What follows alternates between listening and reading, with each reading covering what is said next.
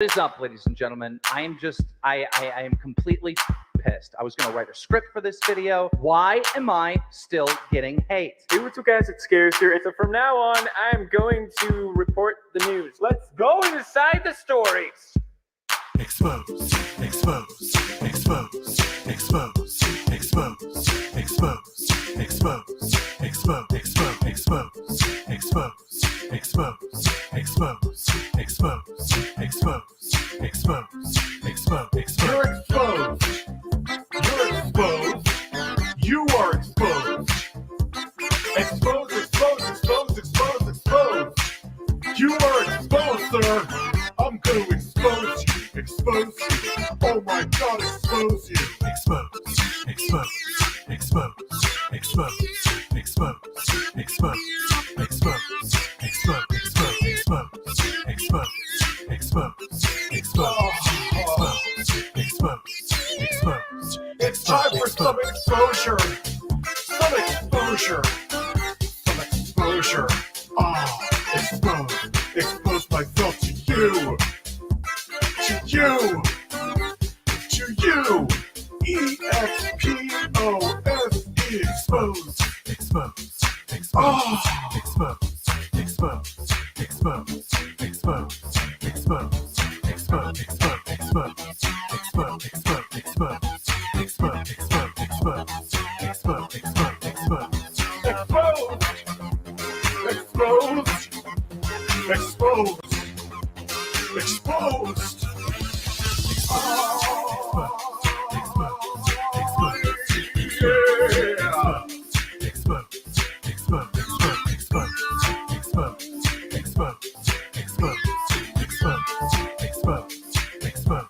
Exposed. Exposed. Hashtag drama alert. There's news to expose.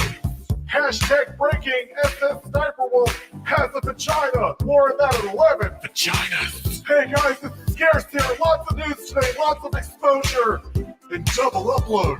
Expose. Expose. Expose. Expose. Expose. Expose. Expose. Expose. Expose. Expose. Expose. Expose. Expose. Expose. Expose. Expose. You're exposed. You're exposed. You are exposed. Expose, expose, expose, expose, expose. All right, that's enough of that. How is everybody doing tonight? Sen, how you doing, buddy? You got your mic muted. Unmuted. What's up? How's it going? What the fuck was that? So look, I had to do research for this stream, and I was watching the T-Spill channel, which is fucking amazing and explains so much about the tea community. It really confirms a lot of my suspicions as well. But I have to admit, she had this like intro to all of her videos. Like, what the fuck is that song? And it's the Exposed song from Review Tech USA. Ah, I see. Yeah, I knew that fucking voice sounded familiar. It sounded like Rich. I was like, what the fuck? Who does this? Who? Because it's the way he was saying expose, right? Yeah, I watched a couple of his videos, and I'm like, who is this? He sounds so fucking familiar. Oh, it's of course it's Rich. Who else talks like that? You know? It was funny. It was kind of funny, especially given the subject matter tonight. You know, I don't know if Rich is still feuding with Quartering. The last time I heard of Rich, Quartering was tweeting at him. And there was some shit that happened between for one of them. I think it might have been the Quartering, and Review Tech USA basically stood up for him, being like, because I guess the other person involved was being a piece of shit or was like lying about him or something. And so, you know, I think it was like really standing up for the Quartering, but basically, you know, just standing on his own principles. Quartering appreciated it. I think that's the story. No. I think it had to do with Quartering's assistant. Wait, he has an assistant? Oh, she's fucking hot, dude.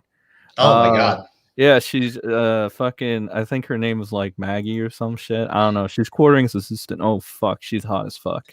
You think that's why he hired her? Probably. You think he's got a casting couch in his basement where he pees? No. Jeremy Hambley is a very isn't he married? Yes, he is. He strikes me as the type that's like loyal to his wife. He strikes me as the type that any man strikes me as the type. Dude will fuck the hot chick if he gets an opportunity Ooh, to. quartering? Yeah, I wouldn't put it past him. Quartering? Yeah. He seems like the loyal kind of type. I don't know. I'm just saying, look, I wouldn't do it because my wife is physically strong enough to kick my ass. Okay? Yeah. Like she can literally fucking do it. So I don't think quartering has any fear of his wifey. So I wouldn't put it past him. Yeah. Well, his assistant. I'm just being a dick. I'm being a dick. I have no fucking clue. Like anyone can do anything really when you think about it. No. But what do go to horny jail. It's hard. All right. Very hard being son. Hey, Colton, you insult my wife, I will ban that channel again. Oh yeah, he has 2 dads. I almost forgot. Fucking quartering. Quartering has two dads, and I think they're like, yeah. That's like part of his like story, is like internet story, is that quartering has 2 fathers. Oh, wait, he like they're together, or you mean? No, like he has 2 fathers. I don't think it's actually true. I think it's part of like the internet lore. Okay, But I'm like, what are we even fucking talking about? Quartering. Who cares about quartering? I thought you were a fan of his. No, like honestly, I've been pretty open about this. I still watch some of his videos if it's a subject that I'm really interested in. But to be honest, like a lot of the times when I'm watching him, I feel like he really does milk the ever-loving shit out of the, SJW woke stuff, right? Because sometimes it feels like it's just a bit too much. It gets a little fucking cringy. That whole thing where he got all pissed off about his fucking hat. Like, stuff like that. I'm like, yeah. But, at the end of the day, I don't hate him. It's just, I still watch his channel every now and again, though. To be fair. Yeah. To be totally fair. Well, he had a weird fucking upload today, and I'm actually probably going to upload a video about it. Not about quartering, but about the situation. Oh, yeah, he had a video up today. It was like, 14 years in prison. And I only got like through half of it because I was at work and everything.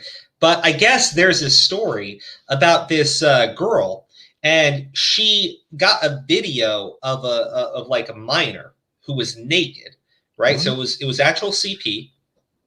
She saved the video. She admitted to watching the video, right? So she saved it and she watched it, right? And then I guess when she was being criticized or answering why she would do that, or people I guess were like really upset or something about that. Like, I don't know exactly how it leads to this portion, but she gives this horrible fucking hot take where she says the girl's a slut, so it's okay. Like, I'm just, holy shit, right? So I guess she's getting like 14 years in prison. But he mentioned something, and it was basically around the time I had to get out of the video. So maybe it was more than, I can't really remember. But I guess they know who the other parties involved are. Like, one of the people that was doing this thing with this girl, I guess is another Mexican YouTuber or something like that. I didn't get the whole context of it, so I'm going to look into it a little bit. But she's the only one that's been arrested. I'm like, why hasn't anyone else been arrested? Why haven't the people in the video been arrested? Because, I mean, you got their fucking faces. Like, get them all. I don't know. That is a weird story. Yeah. I want to look into it just a little bit more before I do an upload, but I'm basically going to have to do everything after the stream tonight because I'm going to Anime Matsuri this weekend. Oh, Friday? No, I'm flying out tomorrow morning. Oh, okay. So you're going to be there. You're going to be there Friday. We got to be at the airport at like 5 a.m. So it's going to... 3 day? Huh? 3 day weekend? No, we fly back Sunday night. Oh, okay. No, we're going for the whole 4 days. Although I think the first day that's really just, you get your badge, you play some games and everything. Nothing's really opened up other than the light gaming area. It's a lot of fun though. I'm pretty excited for it. 224 Vic is going to be there. So I'll probably meet up with him. Mhm. But yeah, no, I'm really looking forward to a little vacation. But I'm going to try to get some videos recorded to upload while I'm gone, and then I really hope nothing crazy goes on while I'm gone. Imagine it probably will, and you're gonna Oh be my gone, God. and you're gonna be like, "Oh God, I shouldn't have gone that vacation." No, I'll just need Aura to do a video. True. It's been kind of quiet though. I won't say. You know, here's the thing. It has been in terms of like serious fucking drama, but this Gabbie stuff hasn't fucking ended. And I guess the thing that's keeping me engaged in the Gabbie Hanna situation is the total and complete lack of any accountability from these T channels. Like, look, I heard people going like, well, you know, you criticized us for using Bianca Devin's face and name in the thumbnail. Like, I didn't do that. And I'm like, well, you talked about the girl, right? Like, look, at the end of the day, Bianca Devin's mom, her family, feels that the reason why they were getting all of this harassment was because these motherfucking T channels kept talking about it because they wanted to use it as a weapon against Gabbie Hanna. The mom said it several times. Said that's who's upset them. That's who should be sorry, right? Et cetera, et cetera. I'm not directly quoting anyone because some idiot's gonna. I have some really detail-oriented haters, so I gotta be very clear. But anyways, just so that they can file it properly on whatever documentation device they're using to compile evidence. I can't wait. Okay, but the family is obviously upset with these T channels, right? And the thing is, Gabbie Hanna, she uploads her video series, and that's one of the situations that comes up, right? A lot of people talked about it because it's so fucking disgusting what the T channels did, right? They got tons of fucking backlash. People really, like, the T community is just under fucking fire. It's nuts. But they don't take any sort of like accountability or anything. They just go like, well, we stopped uploading videos. I'm like, you motherfuckers kept your videos up though. The fuck is wrong with you? You kept the fucking videos up. Yeah, wasn't that like a problem with Rebzilla when he did that? Like he kept his videos up, and then the Oreo. I mean, you watched Willie Mac's video with me, right? Yeah. You saw it in his video. The videos are still up on Angelica's channel, and Didn't that bitch Oreo get him to like take them down though? I think after his debate with Diorio, Rebzilla took at least one of the videos on Gabbie Hanna down. And I think it was specifically the one in which she accused her of reading a murder article. Oh, so, it was only one then. I'm not as familiar with that situation. I heard that he had made a tweet or a community post. I think we read it on stream even. I can't really remember. Oh, no, we did. Yeah. We did, right? Okay. I'm not nuts then. Maybe a little bit. Aura, hey, how you doing, buddy? We're gone. How's it going? We're having a fun night. So I like the blue and yellow. It's a good touch. I like it. Thank you. Am I coming through all right? It's a new mic. Yeah, you're great. That's a nice mic. Yeah. Okay, thank you. So we're talking about the situation when we talk about like Bianca Devins and everything, right? These T channels are the ones that are getting crucified for doing this shit, right? And the mother shouldn't even have to ask you jackasses for an apology. You really should just apologize to her and the family. And doing some stupid bullshit where you try to go, oh, but we stopped doing uploads. You pieces of shit left your videos up on her. You assholes. You didn't issue correction. You left your fucking nasty ass hot takes on her up. Right. Well, like as opposed to just the T channels, I think anybody in general should do that. Like even if really you're not addressed and like you're kind of talking about the subject, if the family even like made a statement like that, it's best to just back off. If they say they want an apology and you feel like you've done so much coverage on this person, fuck it. I think even if you don't even fucking want to do it, if you want to just issue the fucking apology. Give them what they asked for. What I want to be clear is because we talked about the harassment the family got, right? And we all kind of agreed that, look, that stuff was public. There are just psychopaths out there that are going to, you know, taunt this family because they're fucking disgusting people. But the family, it could be different. Could be different. Well, Some people could. I'm just saying, like, you know, in fairness to the T channels, you can't really say that they're 100% responsible. The problem is they were the ones uploading all of these videos on Gabbie Hanna talking about Bianca Devins just nonstop, you know, just beating her over the fucking head with it, right? The family feels... You mean... That, like, what I'm saying is like... they were weaponizing it? Yeah, absolutely. Absolutely. I think that's a better way to simplify it, I think. Well, we'll talk about fucking weaponizing... I mean, I guess this is weaponizing corpses. The other one's just weaponizing victims, or victimhood in general. But no. They weaponized her corpse against Gabbie Hanna. That's what upset the family. That's what they thought was inappropriate, and they believe that led to them being harassed and receiving photos of their deceased daughter. Right? They feel the T channels are responsible. Look, I'm just saying, you know, the way these T channels try to present themselves, like these fucking, I don't know how to put it, but like these bastions of fucking morality, right? Calling out everybody's fucking behavior, right? And how totally inappropriate they are. But then you look at the shit that they did here, right? And given these online personas that they have of them fucking selves, you think that one of them could just say, hey, my bad, shouldn't have done that. I won't do it again. One of them did. One of them did. Yeah, sorry. One of them did. Yeah, one of them did.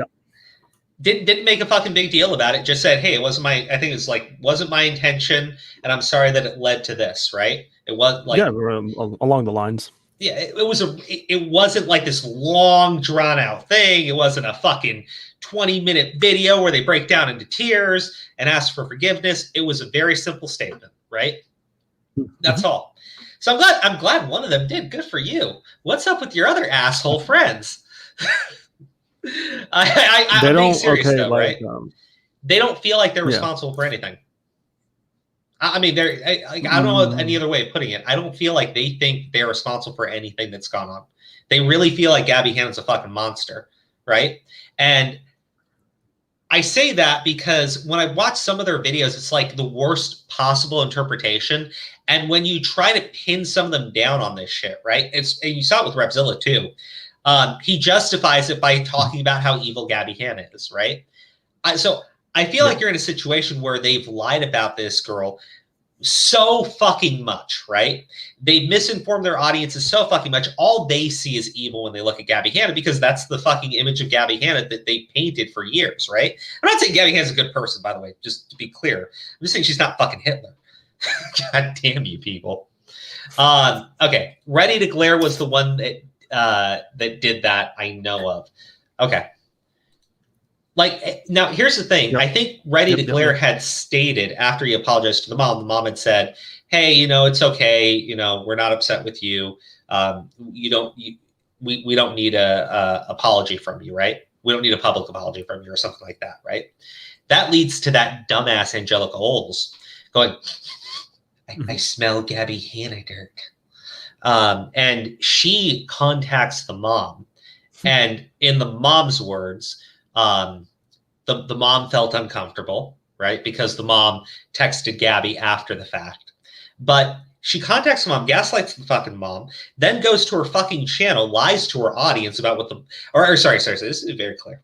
Left out a lot of fucking important information about what the mom actually asked of her, including that, well, she didn't feel like she needed a public apology, that she felt that Angelica needed to issue an apology over to Gabbie Hanna, right?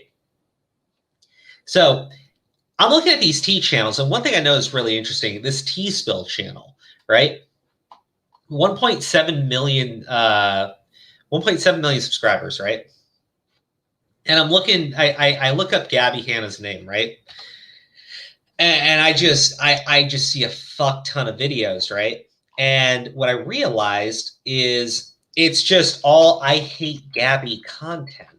And it's not like there's a new video every other day, right? It's not that obsessive.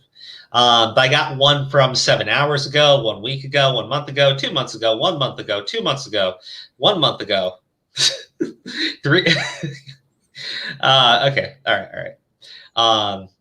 Look, I want to just go through the most recent ones because I think they're all very telling. But remember when Gabbie Hanna started her series, right? Gabbie Hanna started with Trisha Paytas, and that's what started something with Diorio, where he got apologized to Gabbie Hanna to trend, right?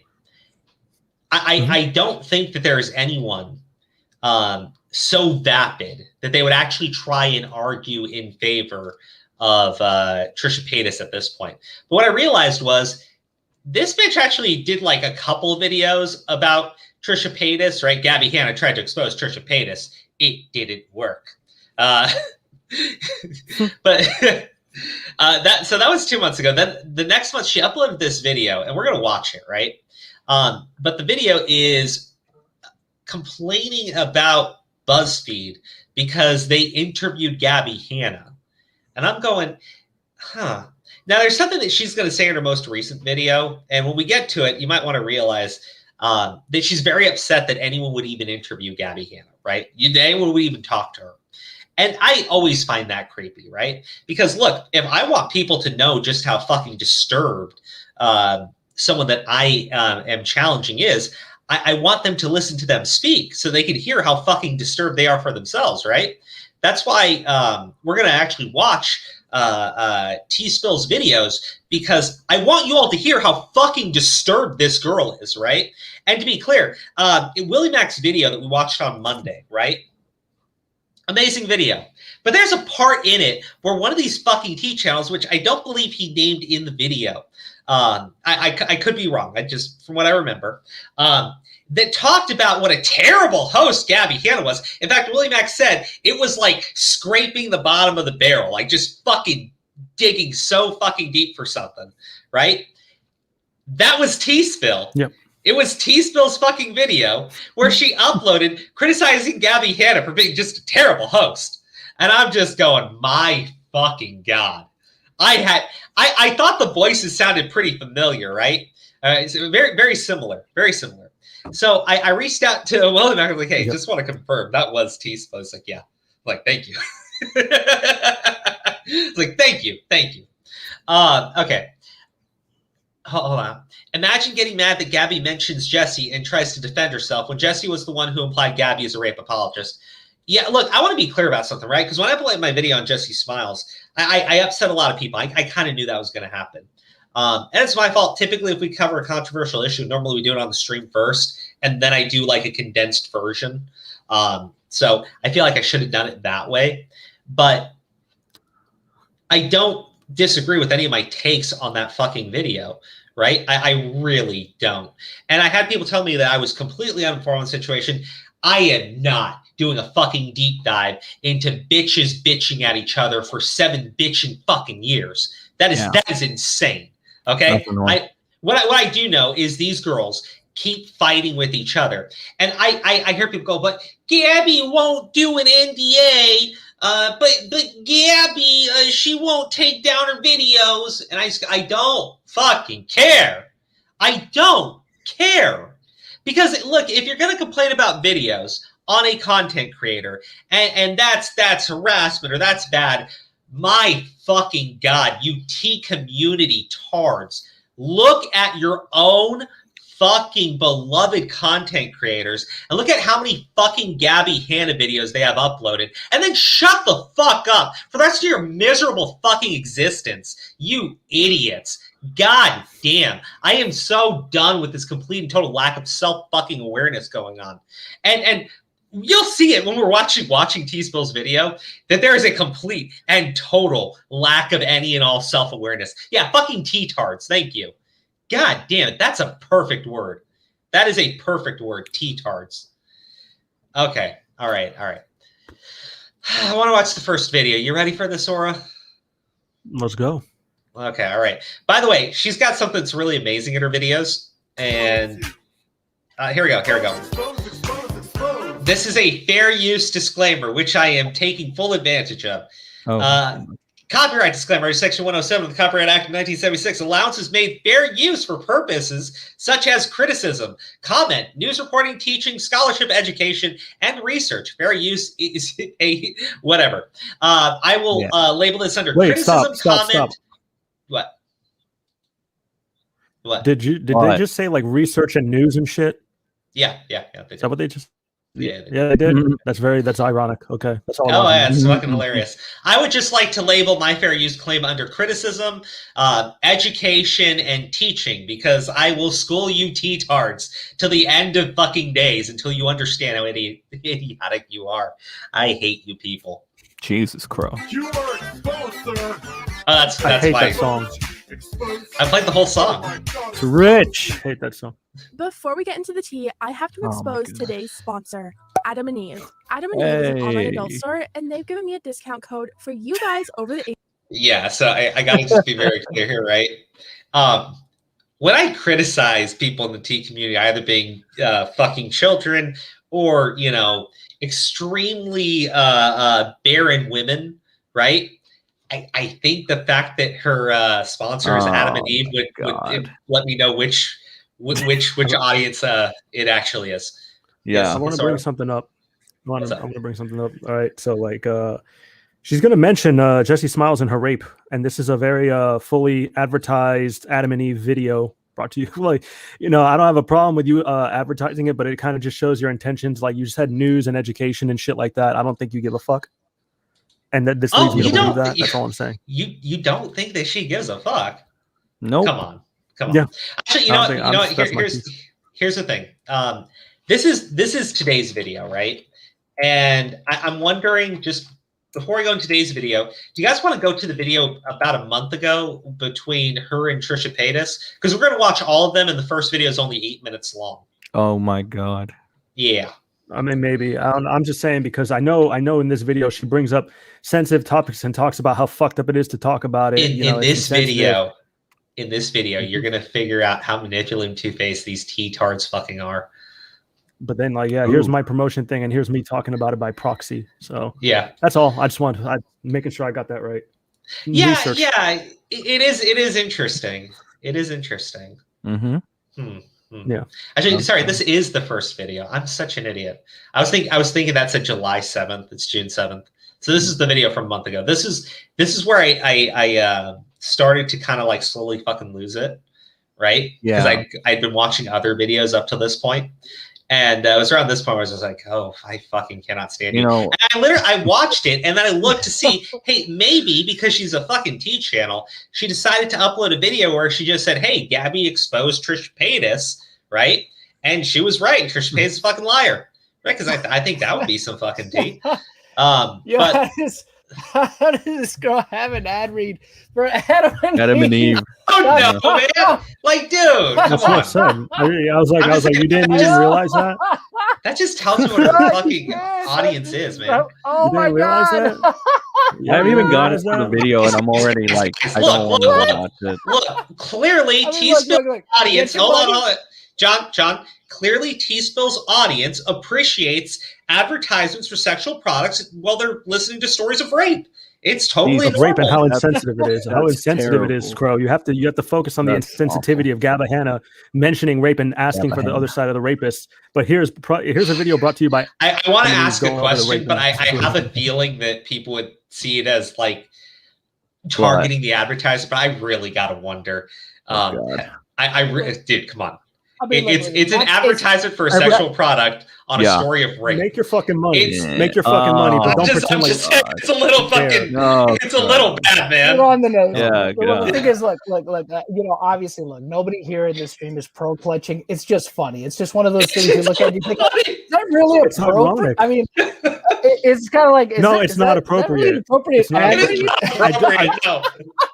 Like No, if we're it's not gonna go by the appropriate. rules, if we're gonna go by the rules, right, of the T channels, like Gabbie had to have known the article, right? How did this person not known in editing that this wasn't like probably the best thing to do is promote Adam and Eve while talking about Jessi Smiles and the rape shit? We'll get Oh to the gosh. sensitive issue of Jessi Smiles' assault. Oh wait, here's an After- ad read for Look, dildos. I personally, what I love Fucking terrible. is that the What exposed the hell? song intro played before all of this. This video is going to be awful. I hate it. No, Yeah. it's already off to an amazing start. It's off to an amazing start. Shut I up. mean, it's just, it's definitely one of those things that, look, again, it's not even about pearl clutching, but it's one of those things of looking at it like, that's probably, that doesn't seem really appropriate. To be clear, Oh, this it's is the one from a month ago. I cannot remember. I don't know if she brings up Jessi Smiles specifically here. Okay. In fairness, Just to be fair. 'cause I was about to say, if this is okay. Because I was about to say, if this is about like, I don't know if this is about like any kind of like those kind of accusations or that kind of situation. That probably shouldn't do an ad read for something like that right beforehand. I don't know if she brings okay, up Jessi okay. specifically in this video, but let's play. Okay. Oh I thought so I was wrong. My bad. I thought it was. Okay. Look at Guys, Comment Crane. Look at Comment Crane's comment. Look at Comment Crane's comment. Collins Karen's comment. Hey guys, alcoholism is a real problem, but first an ad for whiskey. It's that level of ironic. That's what I'm trying to say. Like, that's fucking insane. I mean, if it's a part, well, that's the thing. I guess we'll find out if she does do any ad read. So, in fairness to her, just so people know in the chat, obviously, this is not. We don't know if she's going to talk about that particular situation in this video. Now, if she does, Holy shit! That just makes it funnier. But go ahead. I mean, Okay. it doesn't make. It just would be really bad. It would be really poor taste. It's just a layer of irony. I was wondering if they she did this and be like, oh yeah, this is great. It's totally fine.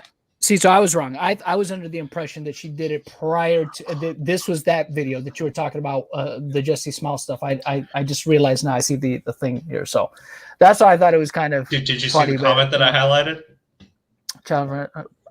Oh God. Jesus. That's terrible. God. Okay, let's just start. Let's start the video. Let's start the video. So what's this video even about?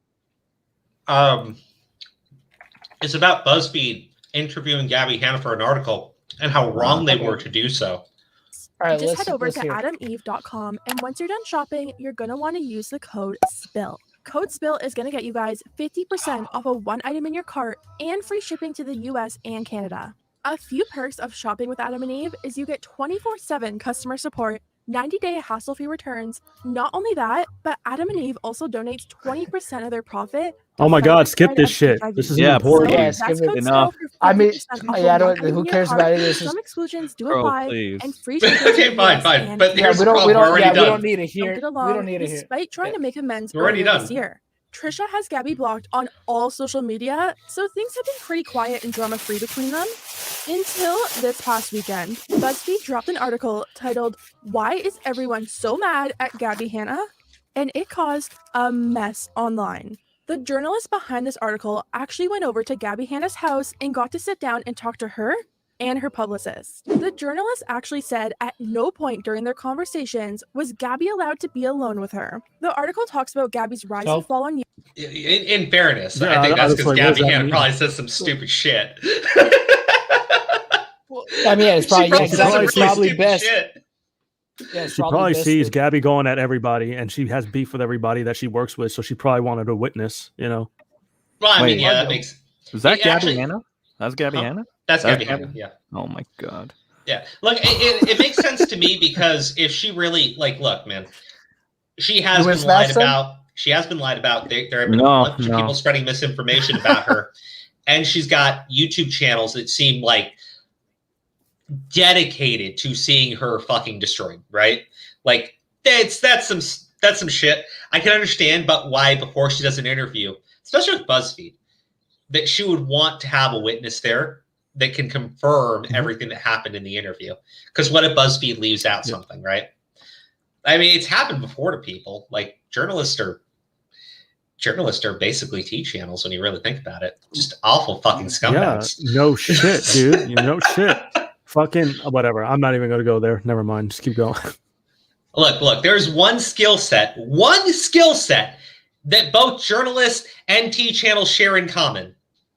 They spread the word of Adam and Eve. No. It is a complete and total lack of ability to do any amount of research for themselves.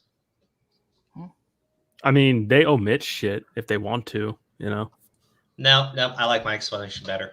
Don't ruin my joke, That's Laura. Well, all right. Well, Asshole. go ahead. Go ahead. Let's watch this. YouTube, as well as all the drama that she's gotten herself into over the years. They talked about everything from her scam dropshipping makeup brushes to her Wait, the $10 fucking makeup brushes? The $10 fucking... How The pissed $10 off for do you have to shipping. be over $10 fucking dollars? God damn. It was $10 for shipping. Bro, yeah. I mean, it's $10 for fucking shit. I just... Dude, come on. It's a cheap-ass makeup brush. You probably buy one for like $1, $2. I don't know how much this shit is. It was a scam thing. People thought there were high quality brushes on sale because of overstock, and Gabbie promoted it. So they were pissed that she didn't do her research. That's why they're mad. Yeah, they thought they were getting like Louis Vuitton brushes They and got didn't some do like their wish fucking shit. research. They listened to her like idiots. That's why you shouldn't listen to That's their content own fucking, creators. like, oh my God. Actually, you know what? I'm giving you the context, dog. So we're not like I journalists. appreciate it. I appreciate You're the welcome. context. I'm just going like, look, yeah, if she feels it's good and she promotes it, it's on you to still like look into it for yourself. Like this woman's not your fucking god. Holy shit. Yeah. Man. But at the same time, you should also do research before promoting anything. Just throwing that out there in case Well, any of yeah, y'all sure. want to promote shit. Well, yeah, If sure. any of you want to promote shit out there. Well, we don't promote anything. Just Not yet. positive vibes. Positivity. Brought to you by Adam and Eve. Not yet. You have some. Not You yet. can buy some edible panties off, and you know they're very delectable. You know, off Adam and What? Eve right now. What, man? What is it? That's terrible. Okay, hold on. She said Right. it was a good brush for $10, a quality brush, and then on the website it said a brush that's as good as $60. There you go. I just, who would believe? Who would believe that? I guess I work in sales, so for me, I look at that statement, I'm just like, come on, everybody so. knows it's bullshit. People are They're- pretty they dumb. hold it over her head. They hold it over her head in a sense because. Oh, thank when you for clarifying that, Willie Mac. Yeah. Even Oh, though Willie's I there. tried to do it Mhm. too, but fuck it, whatever. So instead of apologizing, she's like, "You guys like I forgot the quote. It's like you need to like know your expectations or something. Basically, if it's $10, expect to get $10 worth." So they didn't like the way she addressed it. They thought she should have apologized, so that's why they hold it over her head.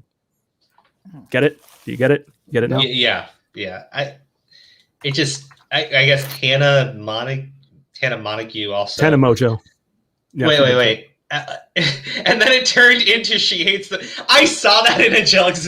Yes. When Willie Mac played that clip, I was just like, oh my God. Mhm. Yep. It got really stupid. Like No, Will that was- said, he that said was- it that was perfectly. fucking It's amazing. stretched. It's stretched. You know, they stretched the shit out of it to be shit it wasn't. You know, she made a mistake. It's not a big deal. Rice Gum does it like 8 times a year. You know, it's fine.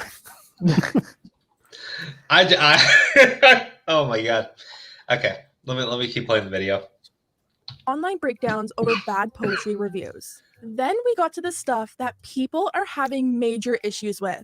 The article reads, imagine you had a friend 6 years ago who to this day is contacting your employers, contacting everyone you know, and trying to ruin your reputation. She told me, referring in part to Trisha Paytas. I lost sponsors, I lost a record deal, I lost my friends. Hanna estimates that between 2019 and 2020, she lost between 5 million and 10 million in revenue between AdSense bucks, sponsorship deals, and a record label contract with a company she declined to name. So I my believe takeaway from that. that is apparently Do you believe it? What the fuck is wrong with her hair? Crow's talking, but we can't hear him. Yeah, Oh, he's shit, He's you- got his Oh, shit. mic muted. I fixed it. I clicked the button. I fixed it. Thank you for leaving us with fucking 6'9" fucking Trisha Paytas. Appreciate looks that. like a Furby. I hope everybody in the chat is enjoying it. I hate it. Okay, so look, I don't think she ever showed proof of the record deal that she lost out on, but yeah, sure. I'm willing to believe that anyone who gets involved in the type of controversies that Gabbie gets involved with, and the amount of people that I've seen that will immediately run into any situation when they hear the name Gabbie, right? Mhm. I'm totally willing to believe that people got her fucking sponsors canceled. Like Well, that's look, not that much of a stretch. like we said yesterday, right? Like we talked about yesterday. I think it's reasonable to assume that her controversies have probably cost her opportunities, right? With Yeah, either absolutely. potential sponsorships or ones that she already had. I think it's reasonable to assume that she has lost money in some capacity because when you have her name next to a negative sounding headline, you know. Is that 6'9"? It is 6'9". It is. It looks like a treasure troll. Yeah. It's like 6'9". She looks like a troll on Pride Month. No, dude, no, it's 6'9", dude. That's fucking 6'9" Patus, you know. Oh man. Okay, all right. I gotta play the video. This shit's just too distracting. A troll on Pride Month, really? Fucking Did you see stupid. the fucking rainbow necklace? I know what you mean. No. But it's true. This is like the special Pride Month Troll Doll edition. Dude, all I see is 6'9", and I'm thinking of 6'9" lyrics and shit, so we should keep going. Apparently, Trisha is the friend from 6 years ago calling people. Why did she pick this photo? I don't know, but it's very distracting. This fucking photo. Oh, I was gonna say something. Right. This is a month ago, so I think this was before the first video came out from Gabbie Hanna. Yeah. But I want you to remember, Gabbie did prove that she had a friendship, or at least a tentative friendship, an association, if you will, with Trisha Paytas, right? Yeah. And Trisha Paytas was basically denying it and acting like Gabbie Hanna was basically stalking her and shit, right? Yeah. To be clear, I don't know exactly what words were being used, but that was kind of what I was taking away from it. It looked like she was basically accusing Gabbie Hanna, basically like stalking her, and she kept trying to talk to her, and Trisha wanted nothing to do with her. And recently, Gabbie Hanna proved that Trisha Paytas was a lying fat bitch, which I don't think anybody actually needed confirmation for at this point. She proved Trisha was fat. Share my screen real quick, Crow. Okay. Copyrighted shit. All right. What is this? Mortal You're Kombat, ridiculous. Dog. Friendship. You're ridiculous. I get it. It's so stupid. Okay. All right. We're getting back into this. Friendship Paytas over here. I get you, Yep. John. Whatever. Money. So you got it. Well, Trisha Paytas saw that and they went off, denying everything Gabbie and the journalists were saying. Trisha tweeted, "The fact that BuzzFeed didn't fact check, once again, me and Gabbie were never friends." It's Gabbie fucking has said BuzzFeed, this Trisha. herself. And what sponsors did she lose? Gabbie is beyond delusional. I never called any companies. I made a video years ago so she would leave me alone. The scariest part is, the same author of this article came to interview me for an article. I asked her not to connect me to Gabbie in any way. Gabbie is a very dangerous person online. She harasses people to no end. She declined to name the record deal she lost because there wasn't one. Even seeing my name in there triggers me to no end. I can't believe they couldn't fact check the most basic things. Gabbie blames me for people not liking her because she wants to be connected to me in some way so bad. I love talking about internet drama, but She also called her a sick individual, but I guess, that wouldn't have been very positive to put on her channel. Here's the thing about this, right?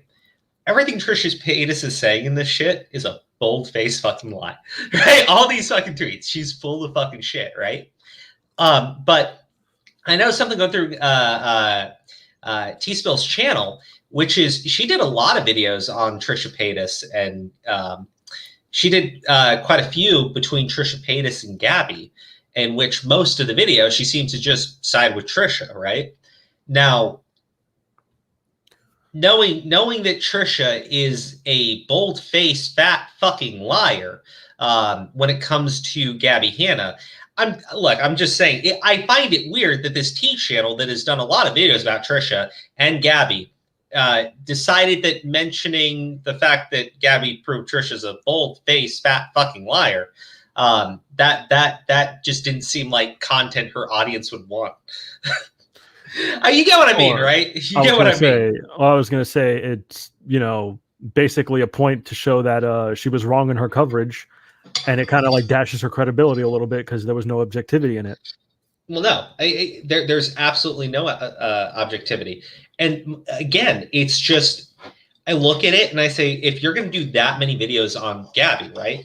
And you did that many videos on Trisha, and I watched the Trisha videos between her and Gabbie, every single one. Gabbie's basically like a fucking cold-faced bitch, and Trisha, clapped her into fucking hell, right? Stupid shit like that, right? Yeah. But I've seen no, I've seen no accountability at all. That she got all of that shit wrong, right? Or at least, to be clear, a that fucking majority of it, right? Because she's going to say something in another video. And when we get to that, I think like this video is like great context where we get to the most recent one. I want to say something, but it's completely off topic, and I don't want to derail for too long. But Willie Mack said it in the comments. But say he's playing Halo. Are you guys excited for Halo Infinite? Because I kind of am. I want to play that shit. I mean, yeah.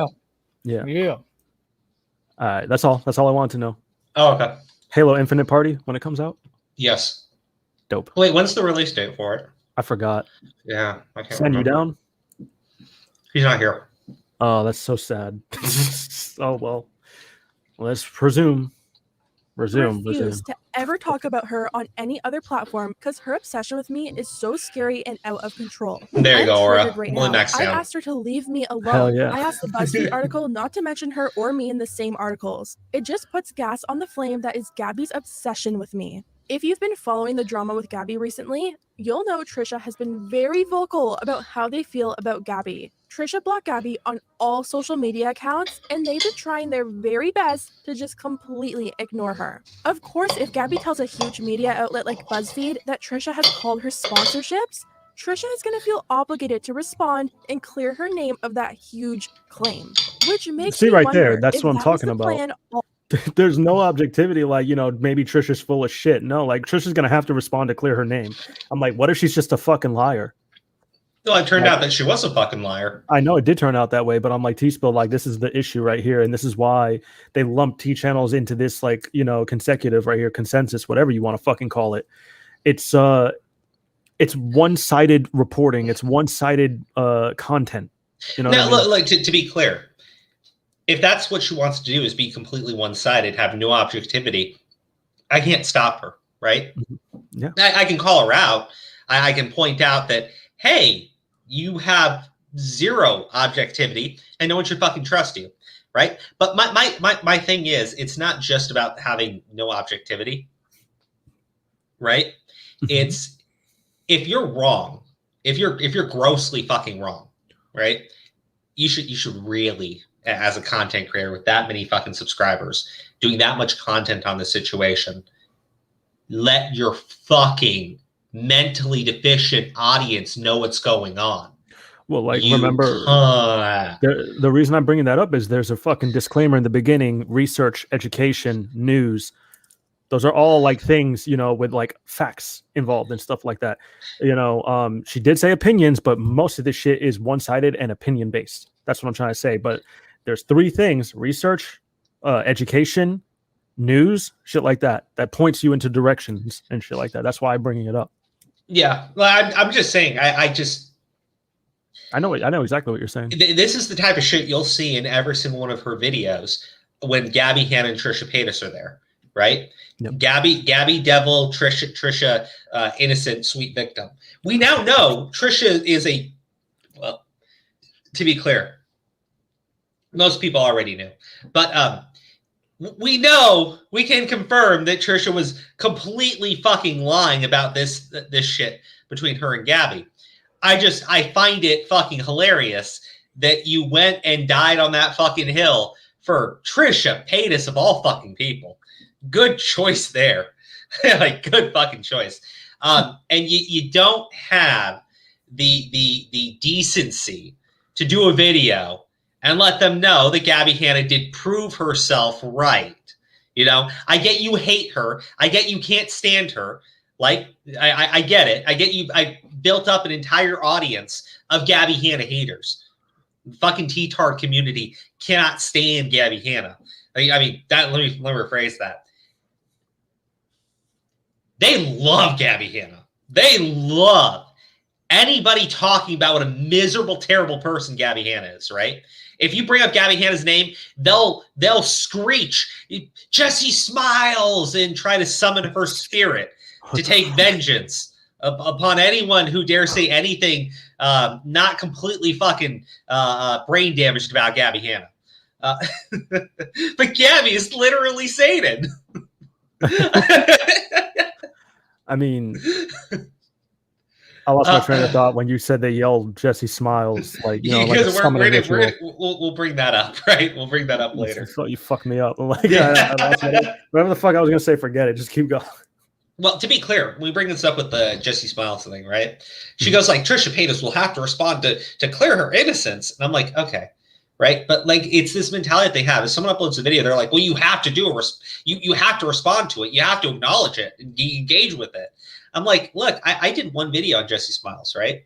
And you saw the fucking ratio on that shit. I knew it was coming too.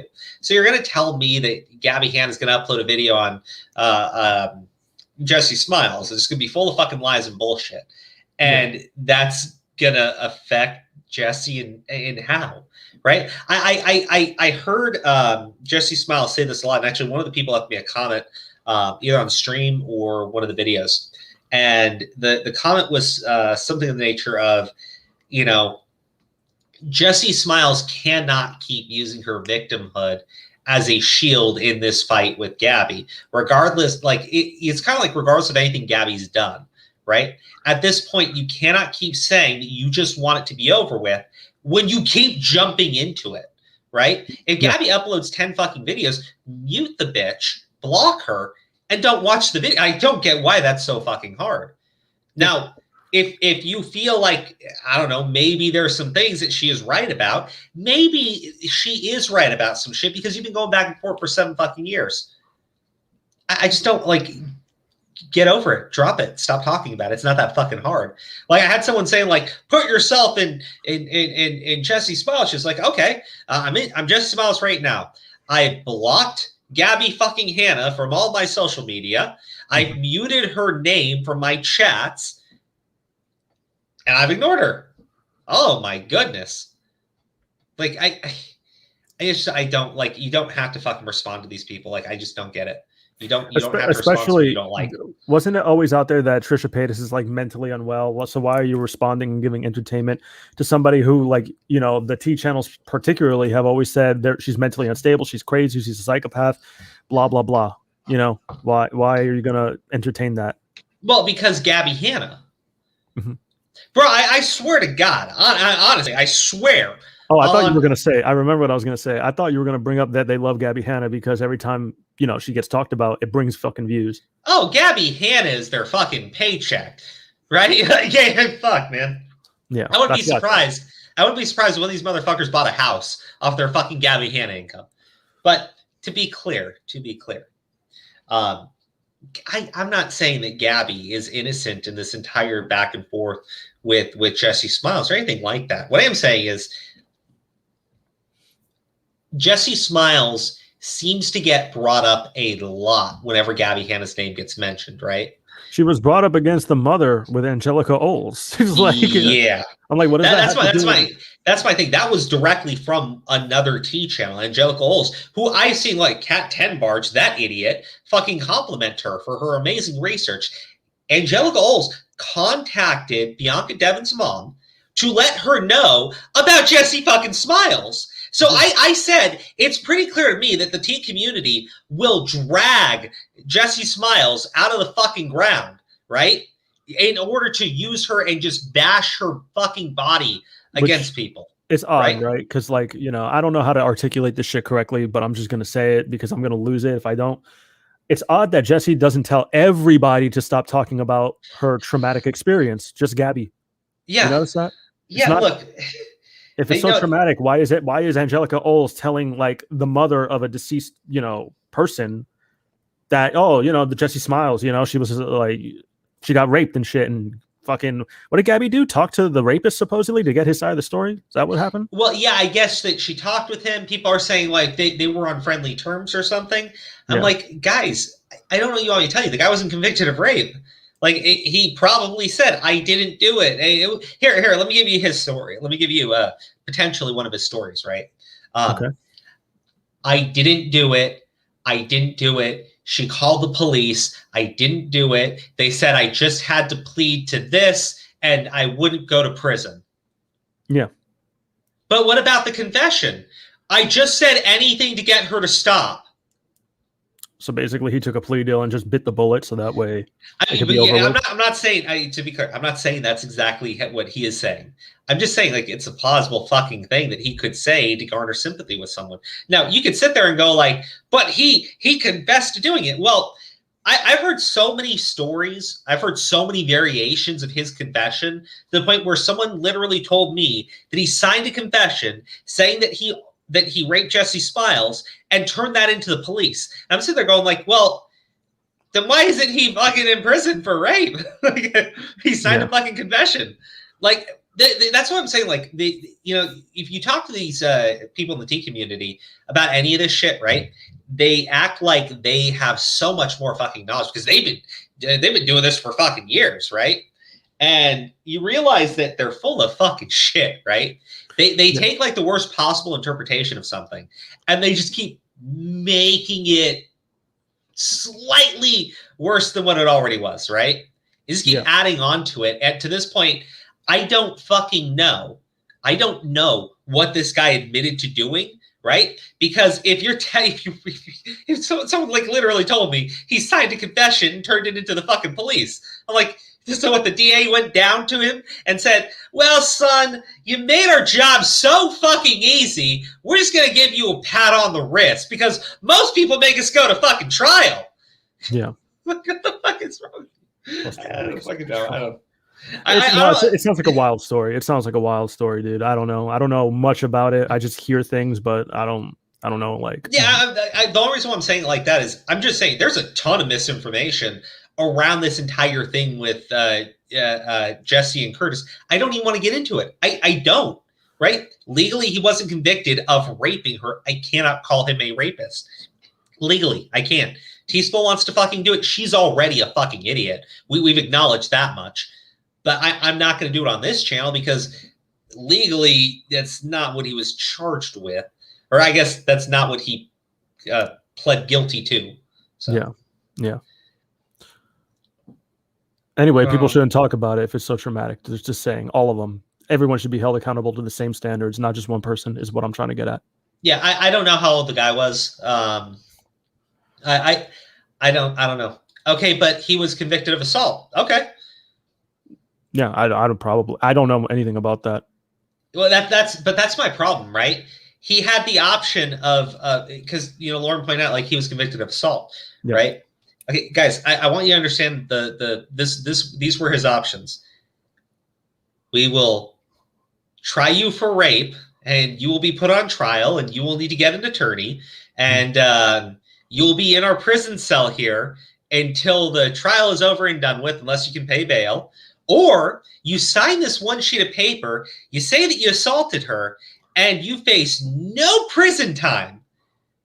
Hey, Aura, what's the safe bet on that one? Is it signing the confession that gets you out of prison, or is it roll the fucking dice? He should have got a lawyer. That's the right fucking answer. He should have got a fucking lawyer. I'm sure his lawyer would have told him to take the fucking plea deal. Probably. Yeah, Lawyers, they don't want to depending on the lawyer. Depending on the lawyer, dude. So if that's the best they can get, if they know they're not going to win, they'd be like, yes, take that fucking deal.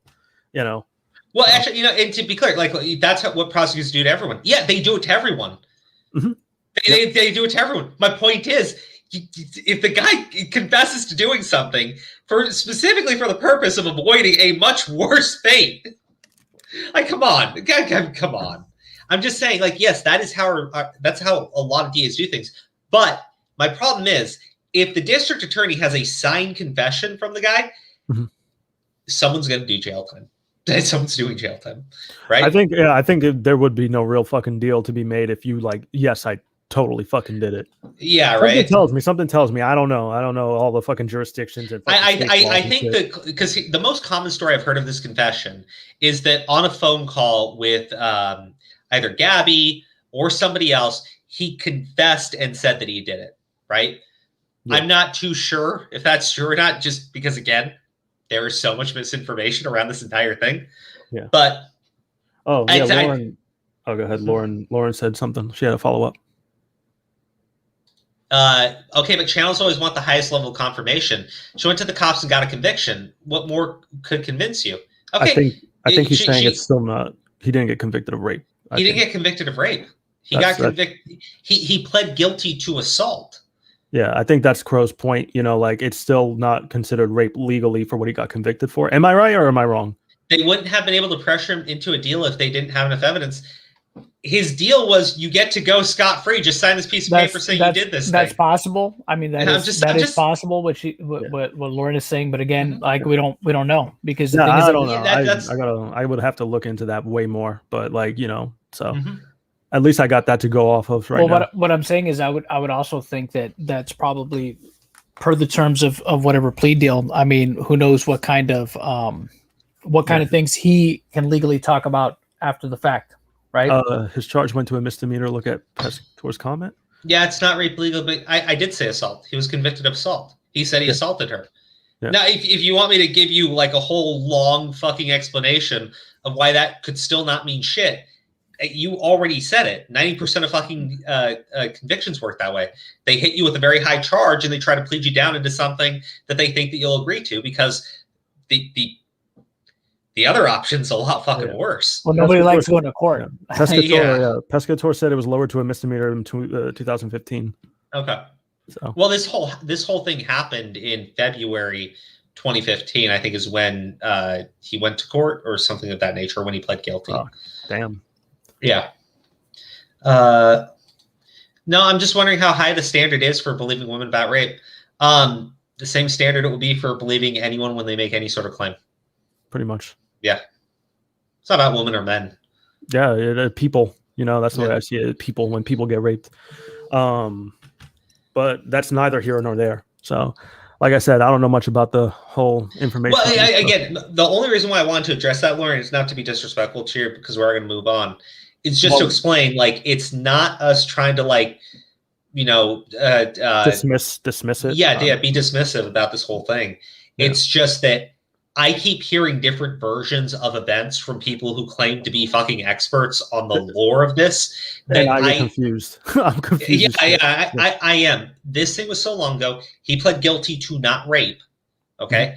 That's all I can fucking say. But my point is, if Gabbie Hanna chose to talk to him, knowing that he was convicted of not rape, then like I don't get the nonstop rape apologist shit that keeps going on.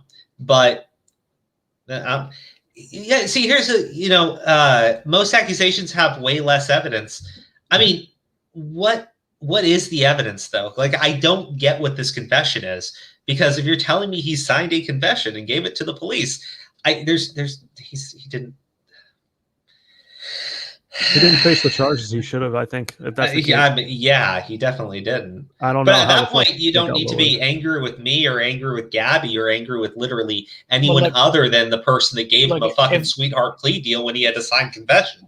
Well, that's the thing. If there was a signed confession, then there would not be a plea deal. That's what I'm saying. A plea deal would not be on the table. I mean, that would be an open and shut case. Yeah, that's why it's a confession when you confess to it.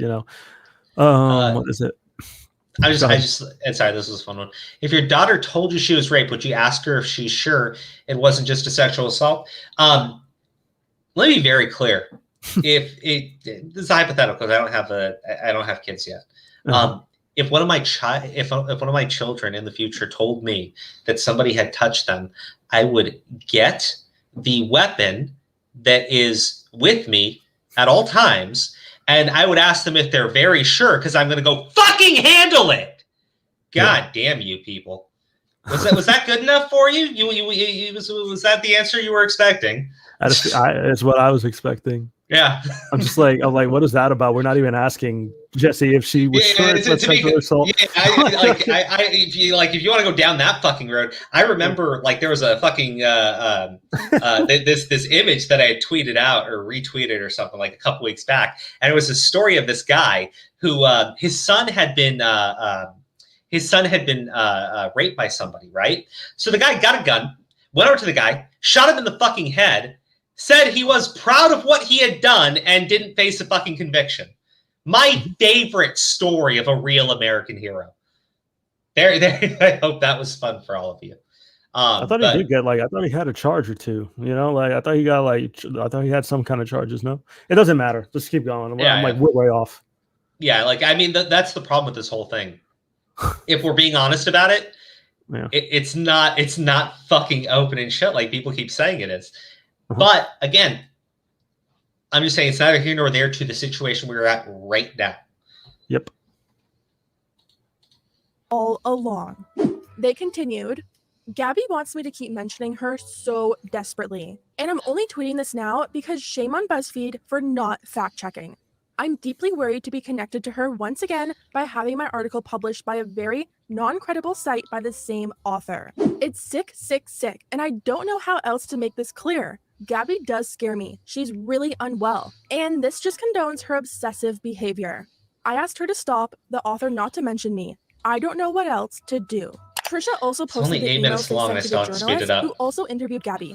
Trisha made it very known that they didn't want to be associated with Gabbie or even mentioned in the article with her. Trisha explained how much stress Gabbie has caused them over the past few Oh, months. sad And Trisha. even though people think, oh, it's just trolling, the trolling hurt Trisha What? and their friends, and they don't want to add any She more picks the fuel most to that fire. unflattering Trisha photos of specifically Trisha. said, again, if you It's kind choose of to give her bitchy a when you voice, think that's about up to it. you. But for my own personal health / peace of mind, I asked not to be mentioned in any piece about her, and definitely not to have her anywhere near my name. I hope you can understand this, and please respect this. The crazy thing is, the journalist actually responded and agreed not to mention Trisha and Gabbie in the same article. The author responded and said, to protect my mental health, they would respect my wishes of not being associated with Gabbie and asked if they could just say I declined to comment. This is a fact check right here. Clearly BuzzFeed isn't true to their word. So now Trisha wants them.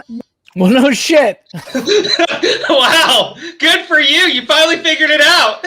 Holy shit. She actually made a true statement in her video. God damn, good for her. Oh, man. Well, you know what? I take all the nasty comments I had made pre-stream about this girl because she finally figured out the truth of BuzzFeed. That's a happy day for everyone. Okay, all right.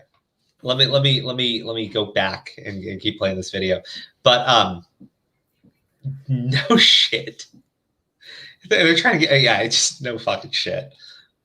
Not to run their article that they came out to interview Trisha for. They tweeted, I'm pleading for BuzzFeed not to run my article. I've had such a bad taste in my mouth and I don't want to be associated with this in any way. I cannot trust them. All I'm asking further is to... Like, the thing that's just nuts about this entire video, right, is everything Trisha Paytas is saying about Gabbie is a flat-out fucking lie, right? And Gabbie's already proven that woman is a flat-out fucking liar, right? Watching this video with that knowledge now is just, it's precious. It's someone who's like so fucking wrong. You ever argue with somebody and they make like such a stupid fucking statement and you like know that they're wrong, but they're so insistent that they know what they're talking about, right? A couple times, yeah. I get into these with my wife all the time. It's just normally the shoe's on the other foot for me. But I'm watching this video. I'm like, I finally know how my wife feels in all these situations that I'm always getting involved in. It's like, I know that she's wrong about all this stuff. And again, look, I wouldn't even be playing this video if not for the context that it's going to provide when we get to the most recent one. And I'll bring it up for you. But also, oh, hey, baby. You know how I feel about what? Huh? Nothing, baby. Mm-hmm. Mm-hmm. Mute your mic. Mute your mic. It's okay. She's gone. Yeah, she's gone. Yeah. Love you, baby. Good night. That's terrified Crow right there. Crow with So the gun. Nice band. I like that. That's the fastest way to get Crow to shut the fuck up, to be honest. You ever notice that? He just stops talking. And then, You never know what my wife's gonna bust me with. Yeah, Chris is trying to tell her about your future daughter. No, no. Yeah. No. But I think she would completely agree with me. Look, I'm just saying, like, it's going to provide context for the way that she talks about Gabbie in the other videos, right? I want you to see this is just consistent fucking behavior from her. But also, she has not issued any type of like correction on any of the coverage with Trisha, knowing that Trisha has been confirmed to have been lying from the get-go about Gabbie, right? Has not done anything to correct the record whatsoever. I'm not even talking about like taking the videos down. I'm like, make a new video and tell your audience, inform them of what's going on, right? Oh, of course not. Because that's the thing. How many people watch this video, right? Okay. 414 fucking thousand people. Like, do you think maybe, in in between them going and, signing up for that Adam and Eve 50% off of one item discount and, them like watching any of your other videos, you think you might be able to just inform them that, hey, you really got this one wrong. Like you really, really got this one wrong. Of course not, because Gabbie's the fucking devil, right?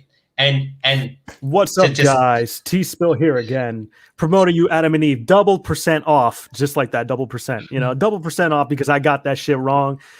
First 10 people, fucking double % off of Adam and Eve. Let go. Yeah. Let go. Let's go. Yeah, look, I'm just come on. Like the thing is, I keep insulting the tea community, right? The tea-tards and everything, but the thing is, they're only watching idiots like this, and she is not going to inform them of anything going on, right? She's not going to tell them that she was wrong about anything. She's not going to inform them that, yes, Gabbie was correct, Trisha Paytas was lying, right? She's just going to keep uploading videos in which she talks about what a bitch Gabbie Hanna is. And so I got like 100, let's be honest, right? 414,000 people watched it. Okay. Let's say a quarter of that, 100,000 people believe the shit in your fucking video, right? Mm-hmm. Yep. I mean, that shit's on you at that point. That's really on you, because you should correct the fucking record when you're that fucking wrong, and you've done multiple videos on these two women. It'd be like having fucking integrity, right? But that's what I said. Like, something's with these fucking channels where they go like, I can't be wrong about anything. Like, I'm wrong all the fucking time. I didn't give a shit. I'm giving my fucking opinion on something. That's the best part, right? It's my opinion. I don't make too many definitive statements. When I do make definitive statements, I say wrong stuff. I've admitted on stream when I've been wrong. But these people, it's just like, fuck you. I'm right all the time, forever and always. God damn. I just don't get this mentality. It's like, if you really think that you're fucking perfect, you can never grow past what a pathetic fucking individual you are right now. Not publish my article. I don't care if it has no mention of Gabbie. I don't want this. After Trisha went off about the article and how full of lies it was, guess what Gabbie did? She shared the article like nothing was wrong. Honestly, I'm not really sure why she even shared the article, because in my opinion, it doesn't even make her look good. The journalist started off the article by claiming no one greeted her at the door. She was shouted at to come inside. Oh my gosh. Hold on. Because it doesn't make fucking Trisha look good either. The thing you said that she would have to respond with for her innocence or whatever. Oh my God. That's the thing. The article, I know the article she's talking about, right? Because I skimmed through it. It doesn't particularly make Gabbie Hanna look like a nice person, right? But the thing is, Gabbie Hanna seems completely okay with people knowing that about her. She just wants people to know what a lying fat bitch Trisha Paytas is, which, she's done a very good job of it. So good on her. She got exactly what she fucking wanted. But I find it fucking interesting, right? That this goddamn devil of a woman is totally okay with people knowing that she's not a nice person. But also she's a liar and a manipulator and all this other shit, right? I don't know, man. I don't know. I want to keep playing the video on this one. We're almost done, because this was my favorite part of the Willie Mack video. And had to walk through Gabbie's mansion trying to find where everyone was. I'm sorry, that is so awkward. Like, going to someone's house for the first time is awkward enough, but then you're left to play Where's Gabbie? No thanks. Gabbie also put the journalist on the spot as soon as she walked through the door and asked her one of those horrible icebreakers that we all dread. She asked what her most embarrassing moment was, and the journalist said, I mean, come on, buy a girl a drink first. So far, the reaction. Oh my God, who gives a shit? Like, seriously, who gives a flying fuck? What? This is like unbelievable. What? Yeah. 414,000 views. We were doing the wrong fucking type of show, man. We should upload like fucking 10-minute segments, right? We should do that one idea from that one YouTuber whose name we cannot say, where he was like, we'll upload a channel, right? And we'll just go like, is so-and-so gay? And we'll like contact them and be like, we finally have a response from this creator. And we're like, no, they said they're not gay. Oh, yeah. Then, are you talking about? And then she asked her a stupid question. Oh my God. They said they were supposed to meet up. They were supposed to meet up at the Dunkin' Donuts, but the other guy was late 30 fucking minutes. The coffee got cold. What else are you supposed to do at fucking Dunkin' Donuts, huh? She asked her a horrible icebreaker. Wasn't it And like I a- dreaded it for the reporter. But remember, the Like- reporter's also a bitch because the reporter lied to Trish Paytas. Wasn't the premise of the show to basically like make up a fucking lie and see if like the audience can figure out if it's like fake or real? Well, And no, the person no, would have to like it's clearly fucking fake, right? But you bait the audience by like asking a question, right? Like I upload a video. Is Sen gay, right? And be like, yo, bro, we finally got a response from Sen about these many allegations of him being a homosexual, right? And here's his response. And then we pause it and be like, he said he's not. All right, guys, that's the video. We'll go and see you in the next one. Like that sort of shit, like right? that. But the audience has to like said? figure out. Do you know what he said? He said no. He said no. Does that sound like an innocent person would say? Like, would they just say no? Sorry, Would you guys be interested in seeing that? Sorry, you guys sorry. be interested in seeing that? Go ahead. This one's good. You can read it, right? Oh, I'm gonna have sex with my left hand and it's gonna end with a Me Too allegation. I know somebody just like that actually, but yeah. Okay, all right. This video is fucking great. I love that fucking ending. And you know what? This is actually the most appropriate picture for Trisha Paytas in the video.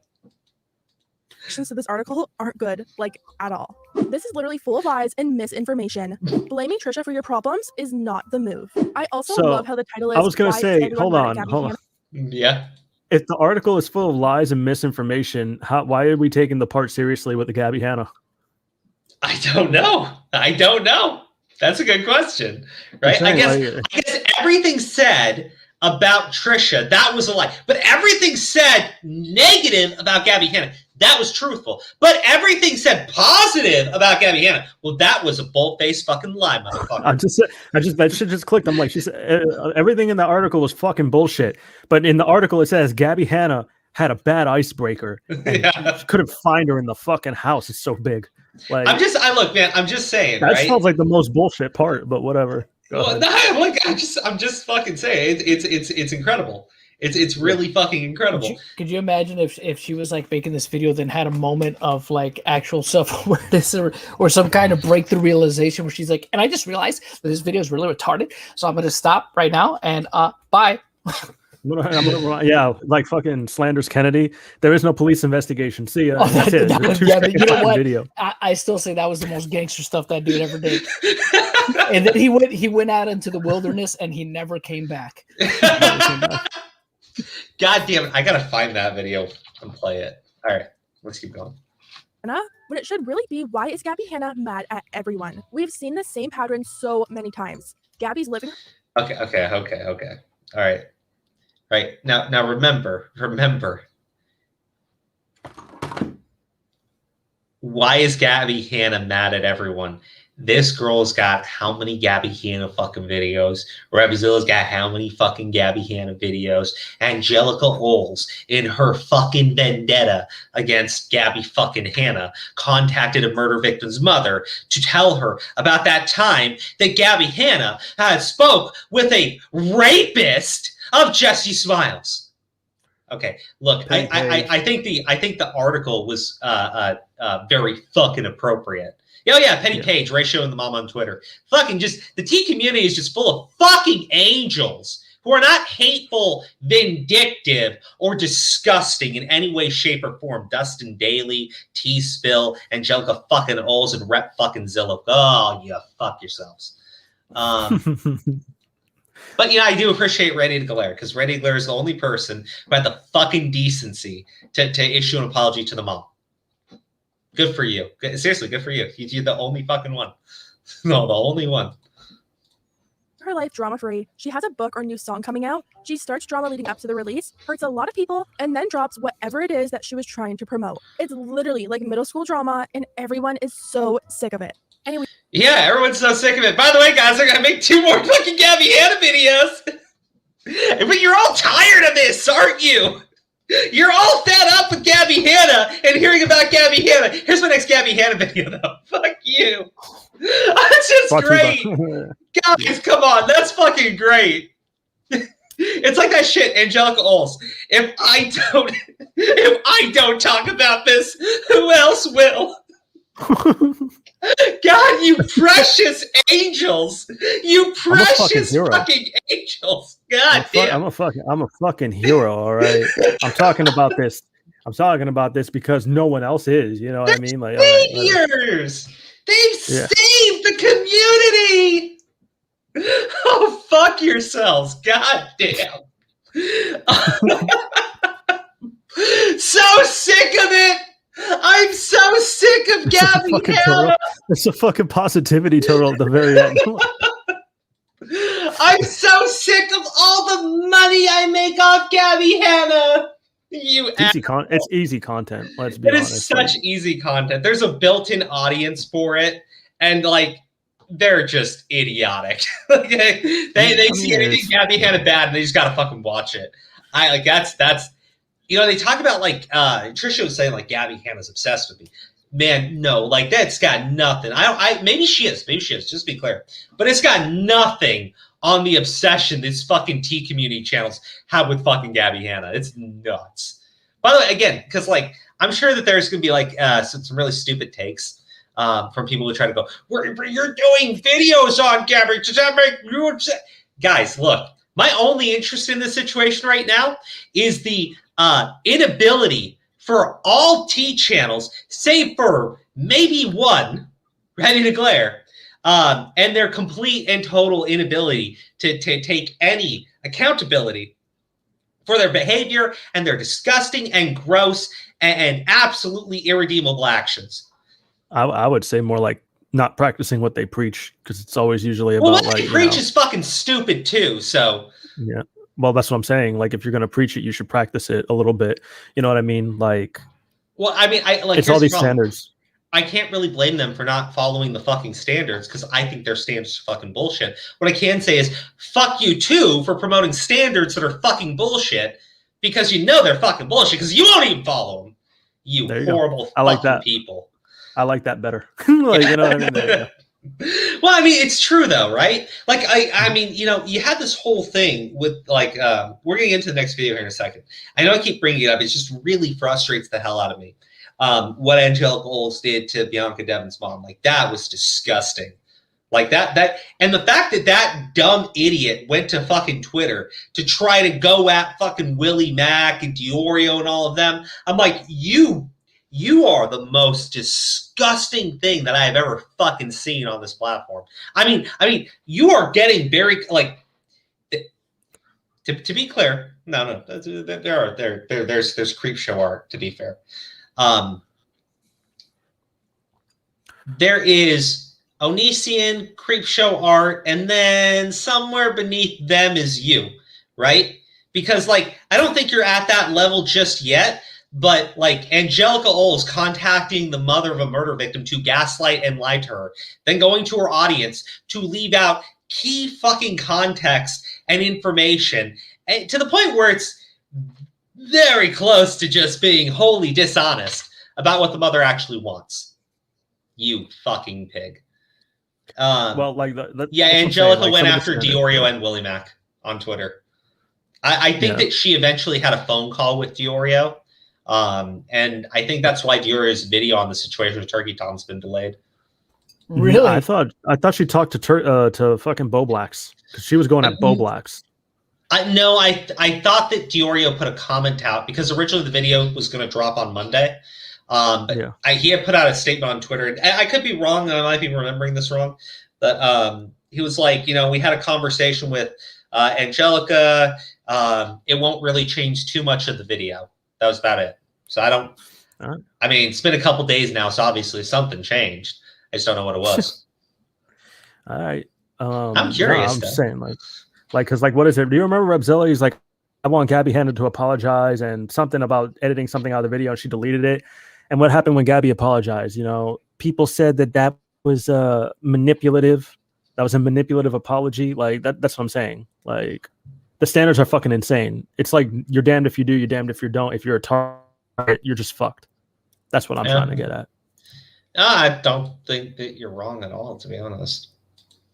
At this point, it's just kind of all right. let's hop into the next video because the next one's a lot of fun. Why didn't Angelica Oles contact these people originally instead of fighting with them on Twitter? Whatever. That's just a thought that I shouldn't have said out loud. Go ahead. Okay, all right. Her wig is on too tight. It's cutting off circulation to her. This one. Oh my god! Oh my god! She looks like fucking Freddy Krueger or Hellraiser. Holy Jesus shit. Christ! Why does she pick all these crazy fucking photos of Trisha? Look at that shit. Honestly, I think that she doesn't like Trisha. She looks like Beetlejuice. Yeah, that's what I'm saying. She's like, "Come here, my pretty." Like, oh my god, why did she choose that one? Oh my god. Angelica gaslighting mom was the checkmate that made her lose respect. Who does that? Disgusting and gross tea community people. Yeah, that was a little. I don't know how the fuck she thought. Actually, let me put it like this. Because the tea channels who hold everyone to a fucking standard, right? Y'all can go fuck yourselves because I just to be clear, right? Any of you who have found no time or ability to mention that gross, disgusting bitch contacted a murder victim's mother and flat out fucking lied to her, then went to her audience and lied to them too. Fuck all of you. Gabbie, fuck you too. Fuck off, all of you. And like, I just find that fucking amazing.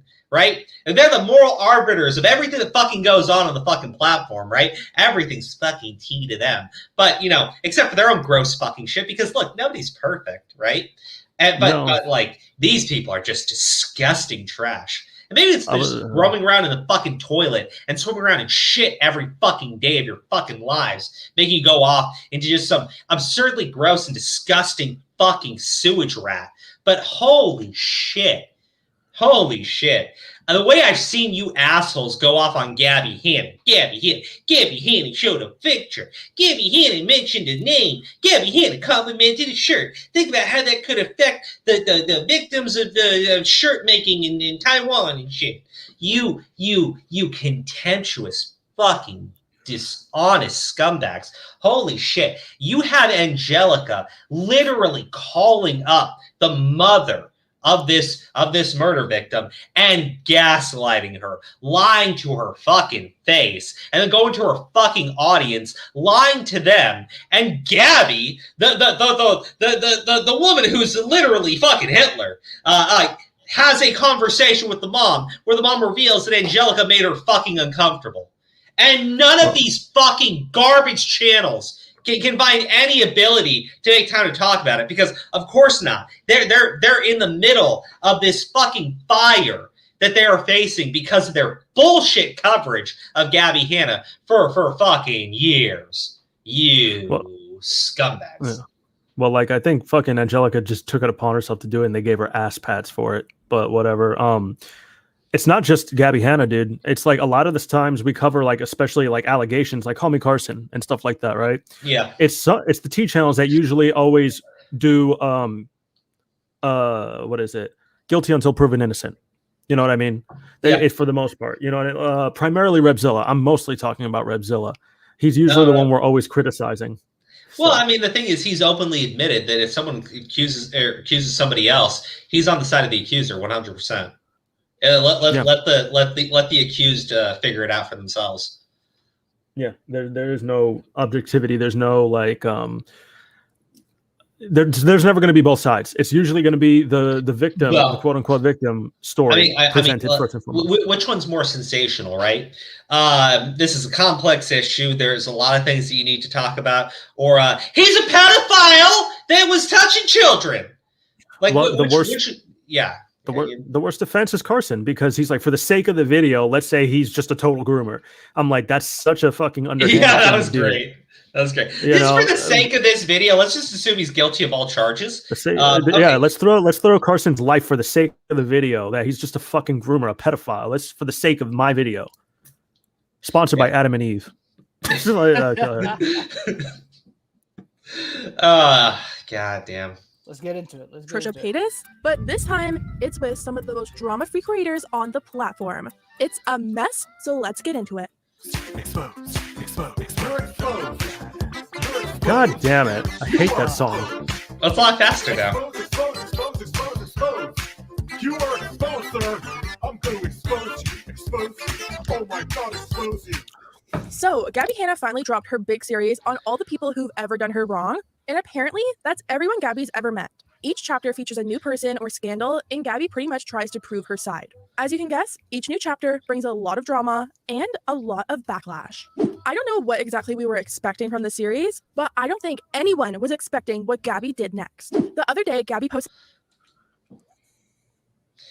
You know, to be clear, I haven't watched Chapter 4, Escape the Nightmare, because I literally don't fucking care about Escape the Night. You want to know something funny? Oh, yeah, tell me something hilarious. I have not watched any of Gabbie Hanna's shit. I've only seen the T channels talk about it. So like, I fucking know.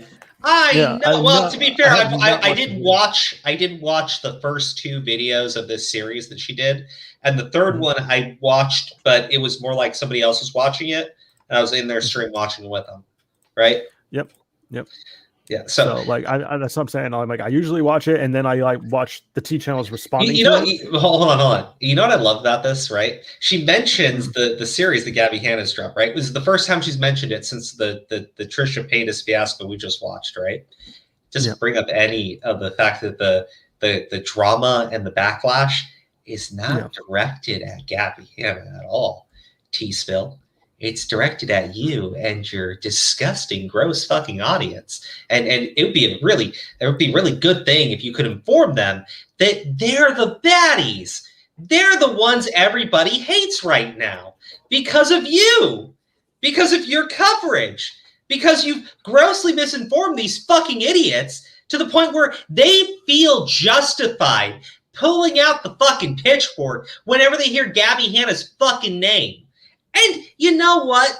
I normally say, like, you're not responsible for the things that your audience does. But let me just be clear.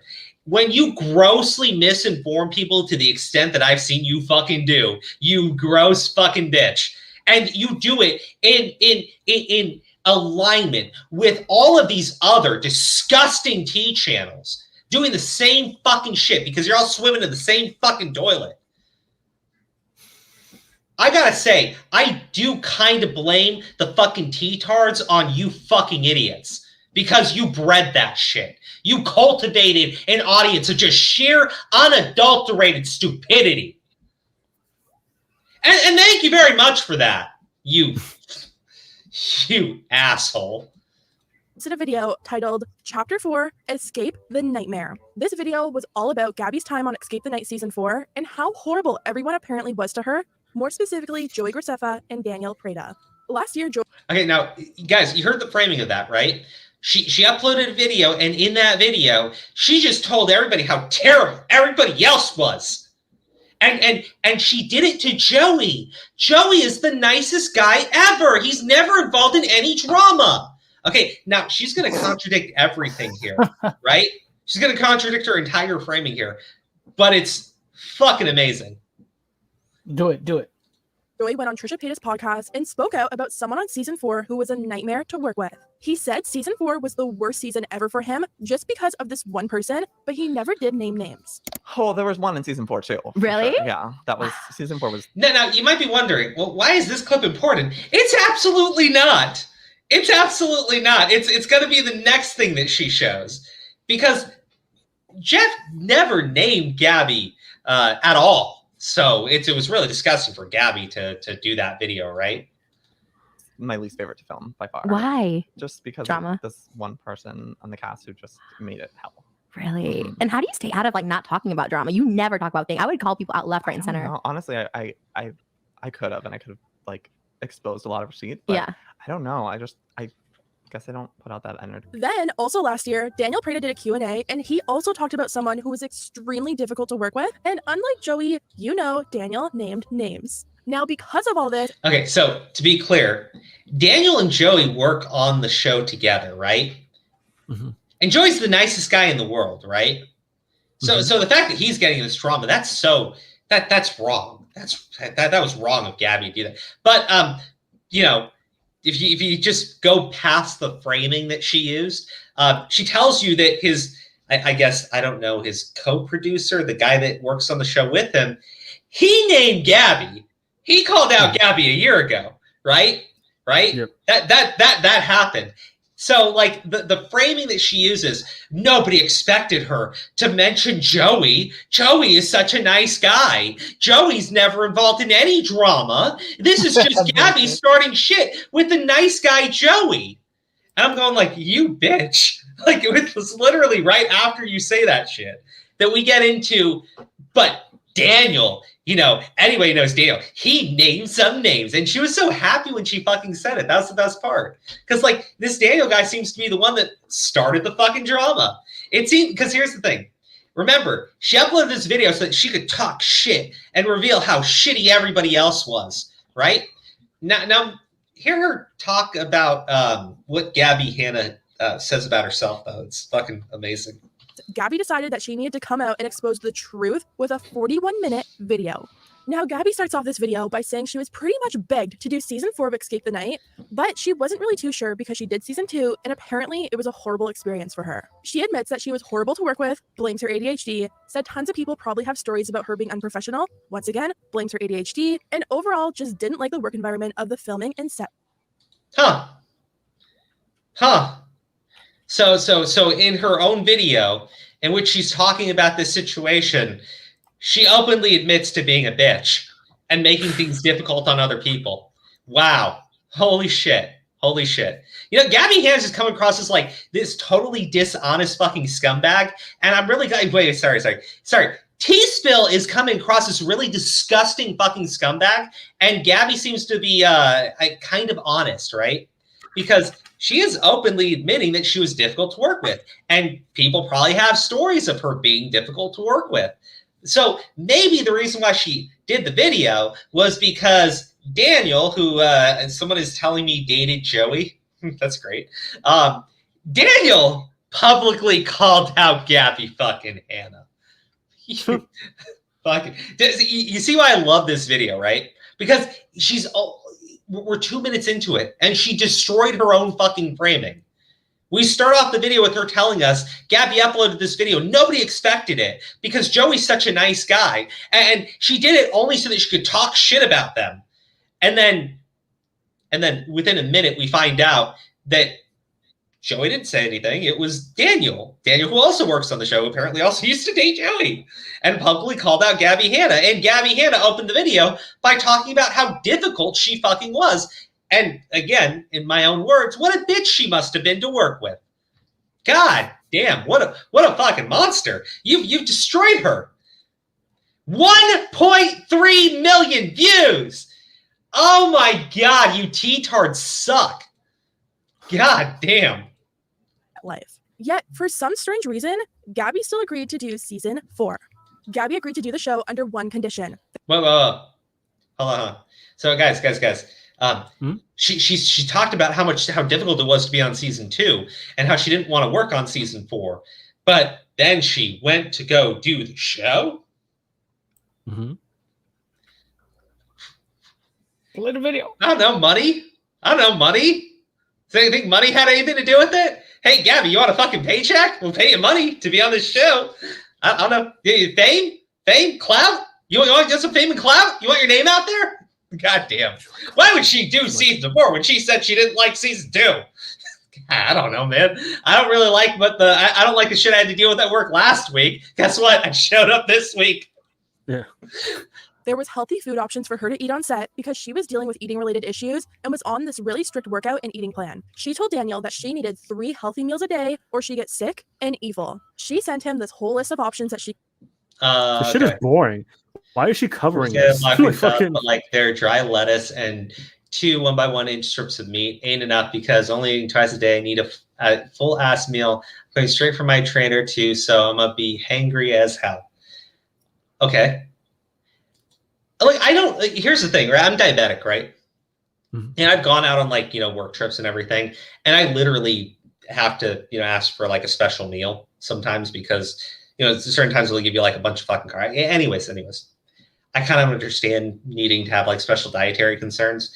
Do I think she's being a bougie bitch? Yeah, probably. But the problem is if she says, I'm only going to go back on season 4, if you are willing to meet my dietary needs And the guy goes, yeah, done. Guess what? It's a fucking agreement between two people. She proposed it. He accepted it, right? You want to make fun of her for it? Also, I wouldn't go down that route. But you fucking go for it, bitch. Let's see how Also, it plays just to out note- for you. Yeah, just to note, you don't have to meet their expectations like that. That's kind of a courtesy. So, just saying. So the fact that the guy agreed to it is like, it's just an agreement. It's not a requirement. Well, the thing is, if she says, I'll only do the show if you're providing me with these specific meals, then it is an agreement. That's exactly what I just said. It's not a requirement. He Yeah. didn't have to do that. He agreed to it. I'm Yeah, saying, like, just because, like, if you hit me up to do anything, I'm like, only if. I'm like, that doesn't mean you have to do it. Like, if you agree to it, then that's it. Yeah. So, like, again, if she gives him that list of shit, right, and he goes, Gabbie, that's too much, right? And she goes, okay, fine. If you can just do your best, then it's something where he can do it if he can, and she's being a bitch if she pushes him. But that's why people don't work with Bruce Willis. Fucking, he said he's a fucking dude. I need this and that. And like, fuck you, Bruce. You're bald anyway. I'm like, fuck you.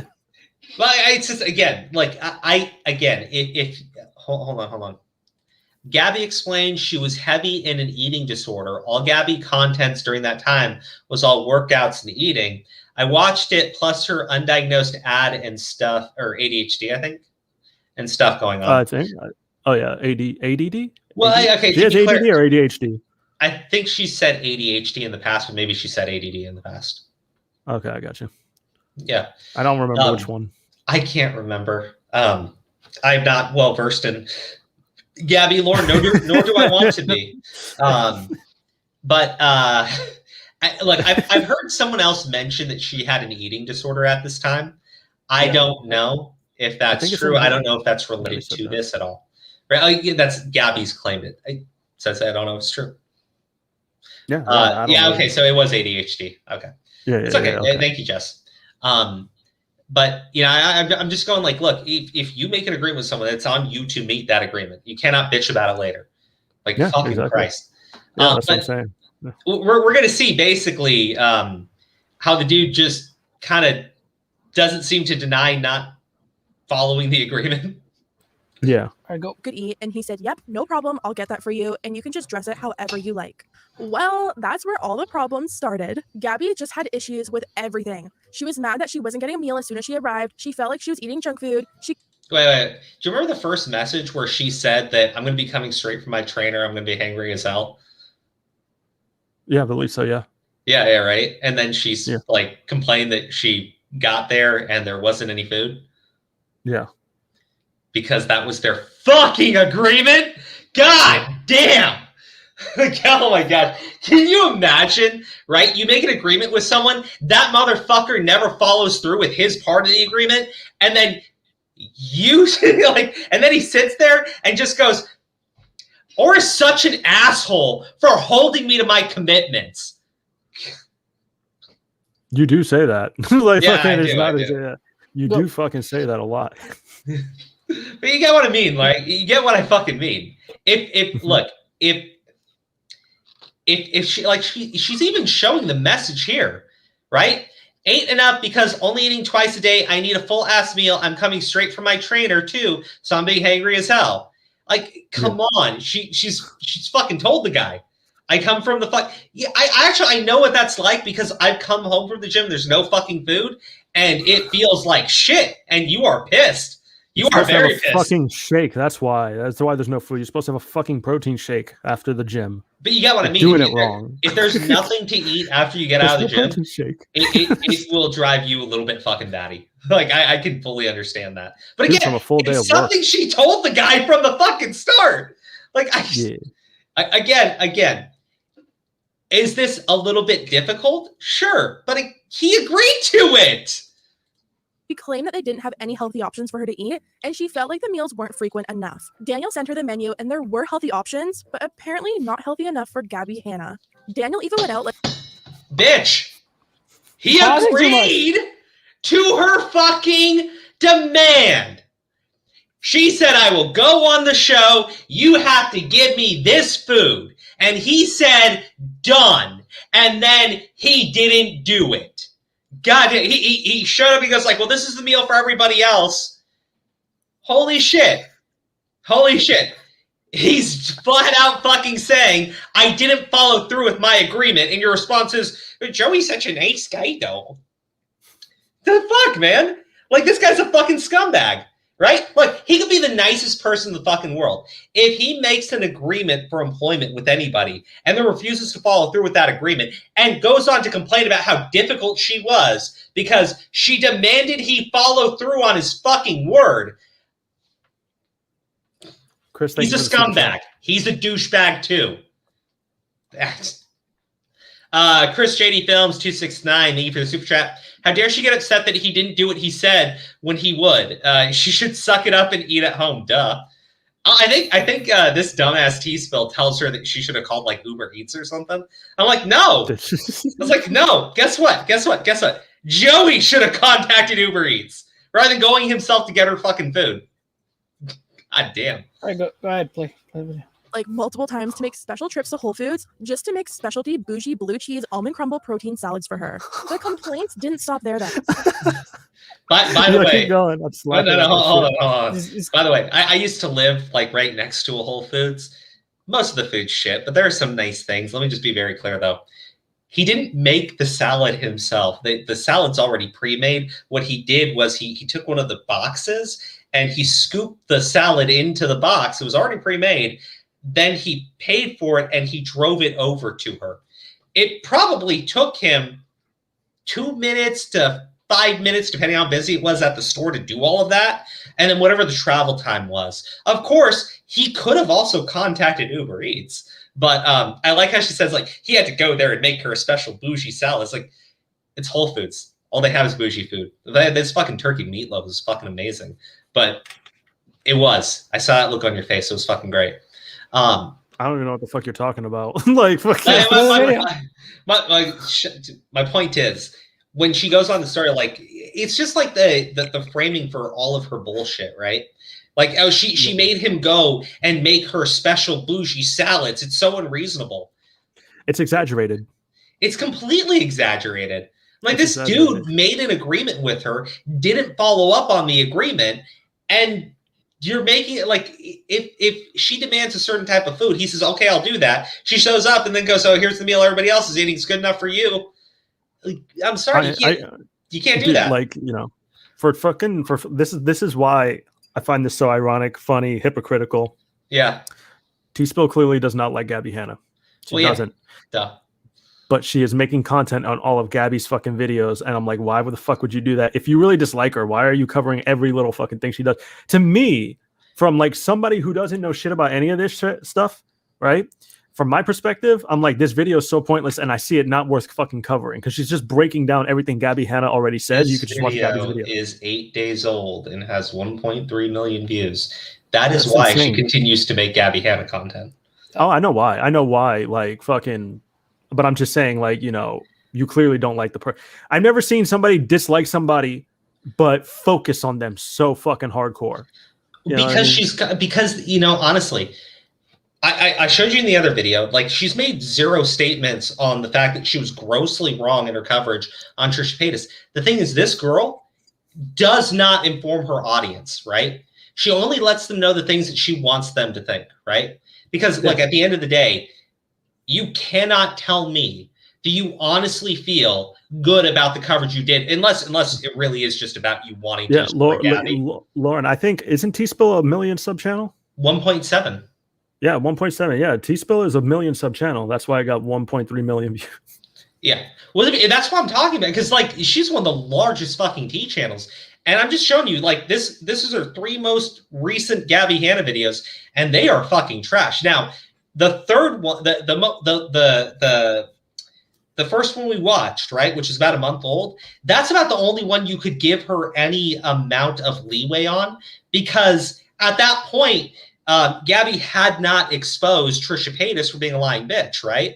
But by this video, that did come out. In fact, she talked about all the backlash and drama, not mentioning that majority of it's literally directed at T-Spill, Repzilla, Angelica Oles, and Dustin Daly, and a couple of these other fucking idiots. I wonder why Ethan Klein wasn't lumped in. He was talking shit about Gabbie Hanna right before Gabbie dropped the video on Trisha, right when frenemies broke up.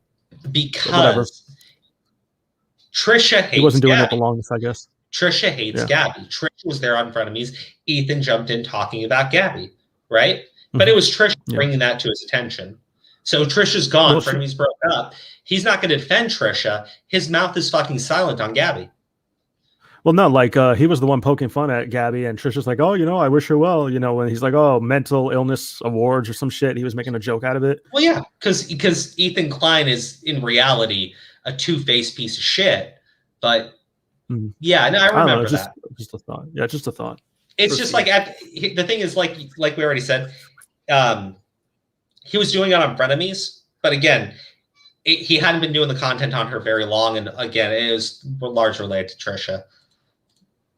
Gabbie was mad that she had to wear heels, play sports outside in the cold, and apparently her dress was too tight in the arms and didn't fit right. And also the jewelry made her break out and she was extremely allergic. Kind of sounds like a bit of a serious concern, doesn't it? I mean, possibly, but that's show business. Remember Uma Thurman complaining she got spat on in fucking Kill Bill? I'm not talking about like being spat on. I mean, like she's talking about like the things that they're asking her to wear are causing her to break out an allergic reaction.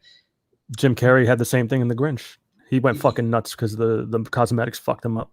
Yeah, it does happen, and it's like it's basic shit, but like that's what I'm saying. Well, actually, even like the old ass Wizard of Oz didn't like the witch's makeup like burn her face or something. Yeah, right. I was like, bitch. Sorry, it's ironic. The way the witch died. Tea spill. Sweetie, it's not unreasonable to complain when you're having an allergic reaction to what they're asking you to wear. You idiot. Oh, she complained about having to wear heels and her dress being too tight. Shut up. Oh my God. It's literally, here's the thing. Full disclosure. I had to do like the drama classes in high school and everything. Guess what? The high school students would also complain that the costumes provided didn't fit properly because it's not comfortable. Yeah, they're fucking. But you know what I mean? Like, if your costume doesn't fit, it's kind of a problem for you to act in it, because it makes it hard to move, and if depending on the area, it's hard to breathe. Yeah, might pass out on stage. Ugh! Yeah. That's the best performance. That would be good. Who did you play, bro? Since you brought this up, who did you play? I didn't have to do the play. You didn't have to do the play. You weren't Peter Pan. You didn't do Peter Pan or Macbeth. I can see him being Macbeth. You see Macbeth. I see him as Biff saying stupid shit like "Look like a tree and get out of here." Sorry, did not do any of that. Backstage all the time, 24/7. Wow, what a bitch. All right, whatever. I was lazy as shit. He was a stagecraft kid. Yeah. I lifted the sandbags. I only had to do it for like one like class, and that was it. All right, dog. They actually had like a theater club, and they put on plays, but the drama classes didn't have to do shit. It was great. Look, anyways, my point is, it is not at all unreasonable to complain about wearing things that cause you to break out an allergic reaction. It's not unreasonable to complain that the clothing that you are wearing is too tight, right? Because that's, I'm sorry, like what world you idiots fucking live in, right? Actually, you know what I want? I want to know what size t-shirt T-Spill wears, so we can get her a shirt that's 2 sizes too small. And I just want her to do like a 2-hour stream. And if she can go through the entire stream unable to fucking breathe or move her fucking arms, I will shut the fuck up. Because and if she can put on a performance of any kind during that time frame, that would really kill my fucking argument. And that's when T-Spill's heart grew 2 sizes that day. Oh my god! Merry Christmas, everyone. Sorry. Yeah, like, am I nuts on this one? Like, are these unreasonable things? Guys, I don't know where she is, right? But look, I go outside some days, it's like 30 fucking degrees out or less. It's fucking cold. I don't think that these are unreasonable complaints to have. Do I think that maybe she could have been exaggerating some of the stuff? I mean, maybe, but like when you tell me that they had her wearing jewelry that made her have an allergic reaction, that's not like. What do you want? Not an issue. Gabbie Hanna should have worn it like everybody else did and just dealt with it. But she's so privileged and such a bitch. She actually demanded that she not break out an allergic reaction. God damn it!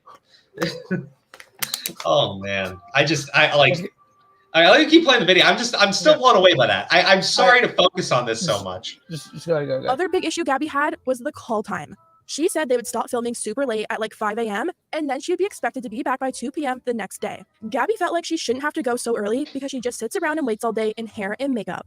Now, I don't watch Gabbie Hanna, so I don't know if she's ever had a real job before, but most real jobs require you to have an 8-hour break between each shift. And if I'm not mistaken, that's much over 8 hours. Okay, I love my pause Who's faces. playing like that little? Who's playing the wholesome music in the background? Because it's very fitting to this. I hear it. It sounds like Animal Crossing or something. It's John. He muted himself. It's my wife. My wife's playing a game. Yeah. You should have kept it on. It was so You fitting want me to to what's keep it going on? on. All right. That's So why- you can hear Stardew Valley in the background. There you go. Okay, listen. First off, epic pause spaces. I'm great at this. But also, I got to go back a little bit. I'm sorry. I want you to hear that part again.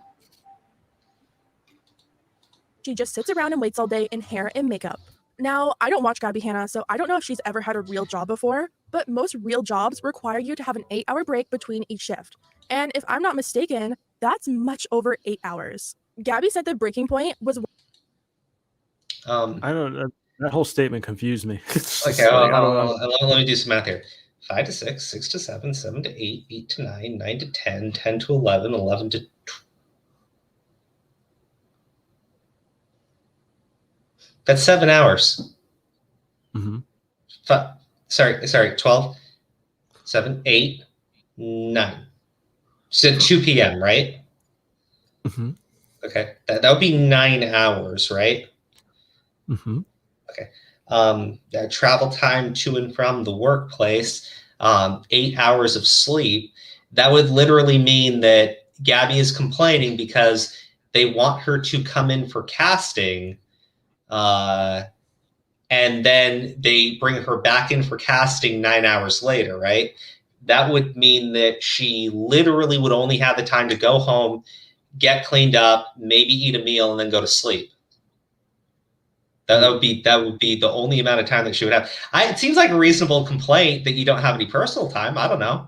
Am I dumb here? Like, am I just missing this shit? Like, I'm sorry, Gabbie Hanna isn't a fucking retail employee. Like, what's this bullshit about? Like, I'm not a retail employee either. If my fucking boss told me to work fucking, I don't know, whatever amount of hours, then come into work the next day, like within 8 to 9 hours, I'd be like, fuck you, dude. I'm going to go to sleep. Look. I'm going to go out and go to the gym and eat some breakfast. Well, I mean, look, what she's saying here is, that, Gabbie was saying that look, all I'm doing is sitting in a hair and makeup chair anyways. You know what I mean? Once they're done with that, I'm just sitting around afterwards. To me, it just sounds like she doesn't want to waste any time being somewhere that she doesn't really need to be at. You know what I mean? If she doesn't need to be there because they're not ready for her yet. You know what I mean? I see no problem with that. I mean, I mean, the thing is, the hours between shifts for this show seem a little tight, right? And if her response is, it's because you basically have me just sitting in a chair for hours, not doing anything, I'd like to come in later. How is that? Like, I'm just trying to figure out what is so unreasonable about Gabbie Hanna's demands. Like, I can see her being a little bitchy when she says it. I can see her maybe demanding more than what's being said. But, like, based on the stuff that T-Spill is showing, these all seem like kind of reasonable fucking requests to be making. Like, they all seem very reasonable. God damn. First, Bourbon Slush gave you a $5 super chat, by the way. Oh, shoot. I'm sorry, Bourbon Slush. Gabbie Hanna had an eating disorder. Tight clothes might be a real issue for her. Okay, so like the eating disorder thing is true. So then her having a specialty diet for her eating disorder seems like an important fucking thing that T-Spill seems to like be mocking and making fun of, which I thought was really disgusting for people in the tea community to be making fun of people's disorders, but apparently not for this idiot. Well, the reason I see this shit as a complete fucking waste of time. Like, she's highlighting all the shit Gabbie complained about. Like, this is fucking unnormal. These are very common things to complain about. I fucking do it all the time. You know, I think everyone does it. It's a very human fucking thing to do. You know, like, oh, it's hot outside. I don't want to fucking work out here. Oh, it's cold out here. I don't want to work out here. Well, that's why I'm like, this shit is so fucking stupid. So I mean, like, it's like 80, 90 degrees where I am right now, right? And there are certain people that have to be like outside for a bit, you know, get things ready. You know, we have a guest come through. Anyways, I don't want to reveal too much of what I do, but it's 80 to 90 degrees out. The guys will literally not want to go stand outside and talk to anybody because it's so fucking hot outside, right?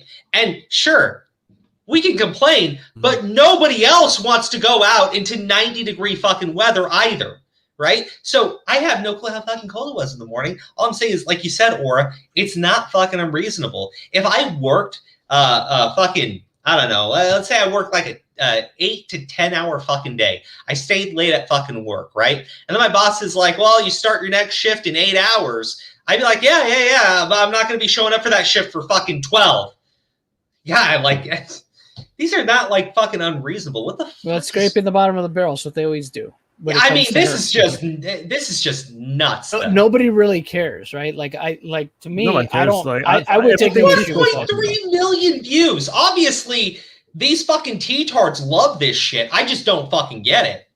Like, is it the lack of critical thinking? Is that what I need? Just a complete and total removal of that from my head? Of course, because they have somebody like this doing the thinking for them.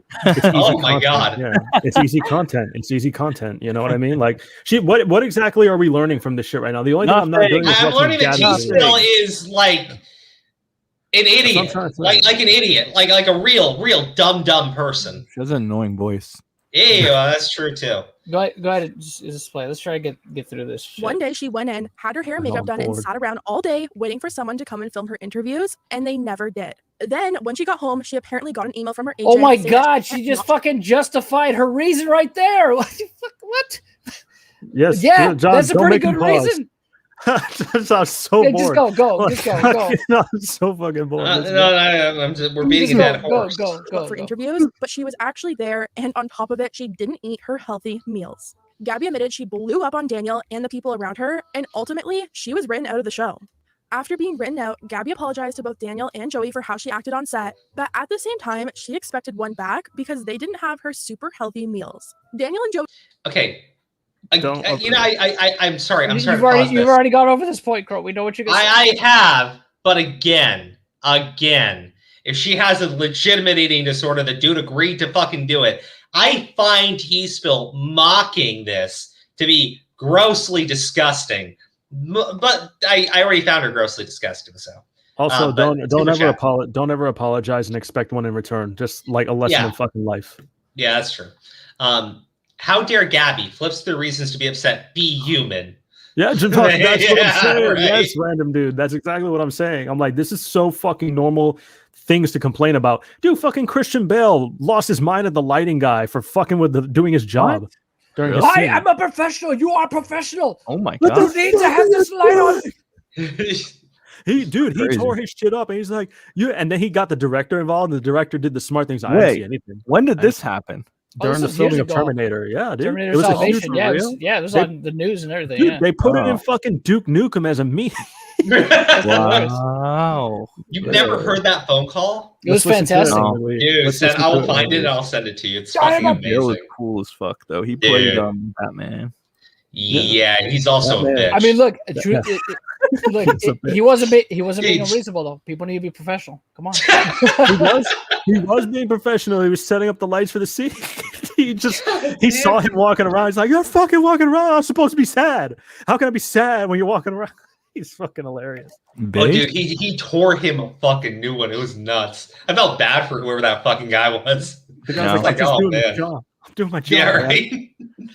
You're a cool guy, but we're fucking done. We're done, bro. Okay, all right. I'm gonna play Fuck now. you, Christian Bale. Can you sign up for me? Like, or is right though. You don't apologize to someone expecting an apology in return. But like, I look at everything that she's described so far, and all I can say is it doesn't sound like Gabbie was really all that unreasonable. It sounds like Gabbie actually took accountability for her own fucking behavior and admits that it was over the fucking line, and that Gabbie also issued an apology to these people, right? Yep. Now, to be clear, one of these individuals, after getting the apology from Gabbie, then decides to tell everybody that Hanna made the show terrible in season 4 because of her, like, and I'm just, you know, I can't see any reason for you to do that other than you are trying to start shit with somebody, right? And that's that Daniel guy, right? Yeah. This Joey guy, I guess, then jumps into it after Gabbie decides that she's going to talk about the situation. We never apologized to her, which I don't blame them, and they just texted back accepting her apology. Gabbie said apologies sometimes need to be a two-way street, so clearly she was hoping to get one back. Overall, I just got a very entitled feeling from this video. Clearly from I've had a very entitled feeling from your fucking channel, T-Spill. A very entitled one.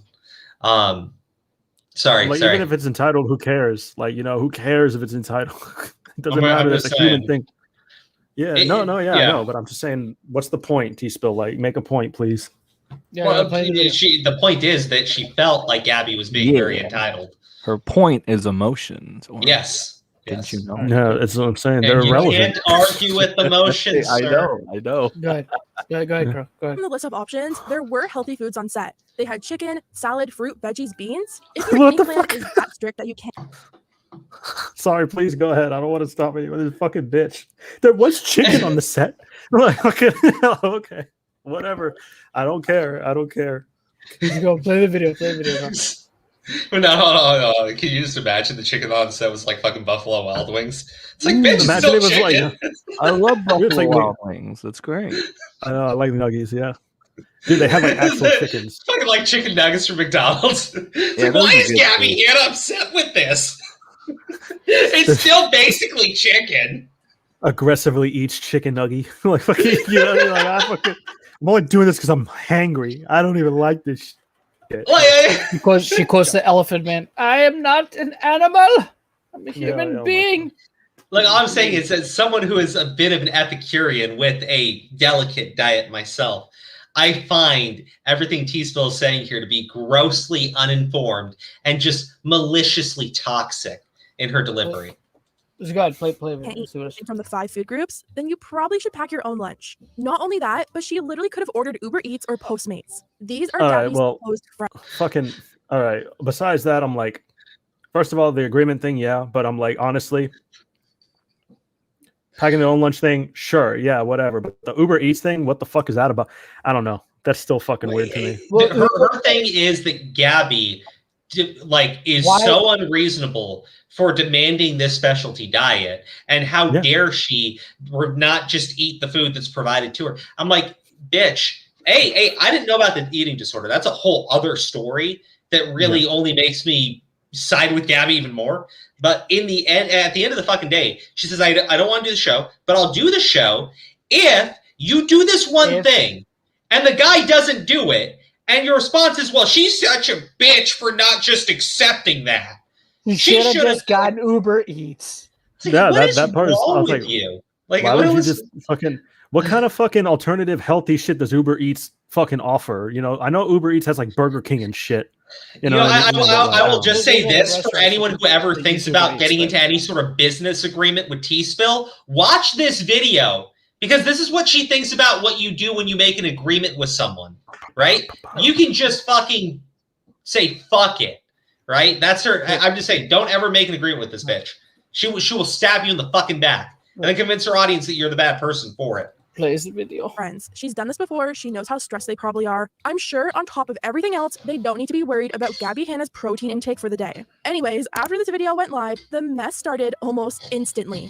Joey Graceffa, aka Joey, who's never in drama and always stays out of everything, tweeted, That's a lie, by the always way. playing the victim. I've been silent about That's a lie, by the way, about Joey Graceffa not getting into drama. Maybe not so much publicly, but he's been involved in shit before too. That's just a flat out lie. I mean, it doesn't surprise me. She lies a lot in these videos. But I don't know anything about this Joey guy. He's Again, a vlogger. He's been on YouTube for a long time. He's a vlogger. You know what I mean? But to say he's never been involved in any kind of dramas, that's just patently false.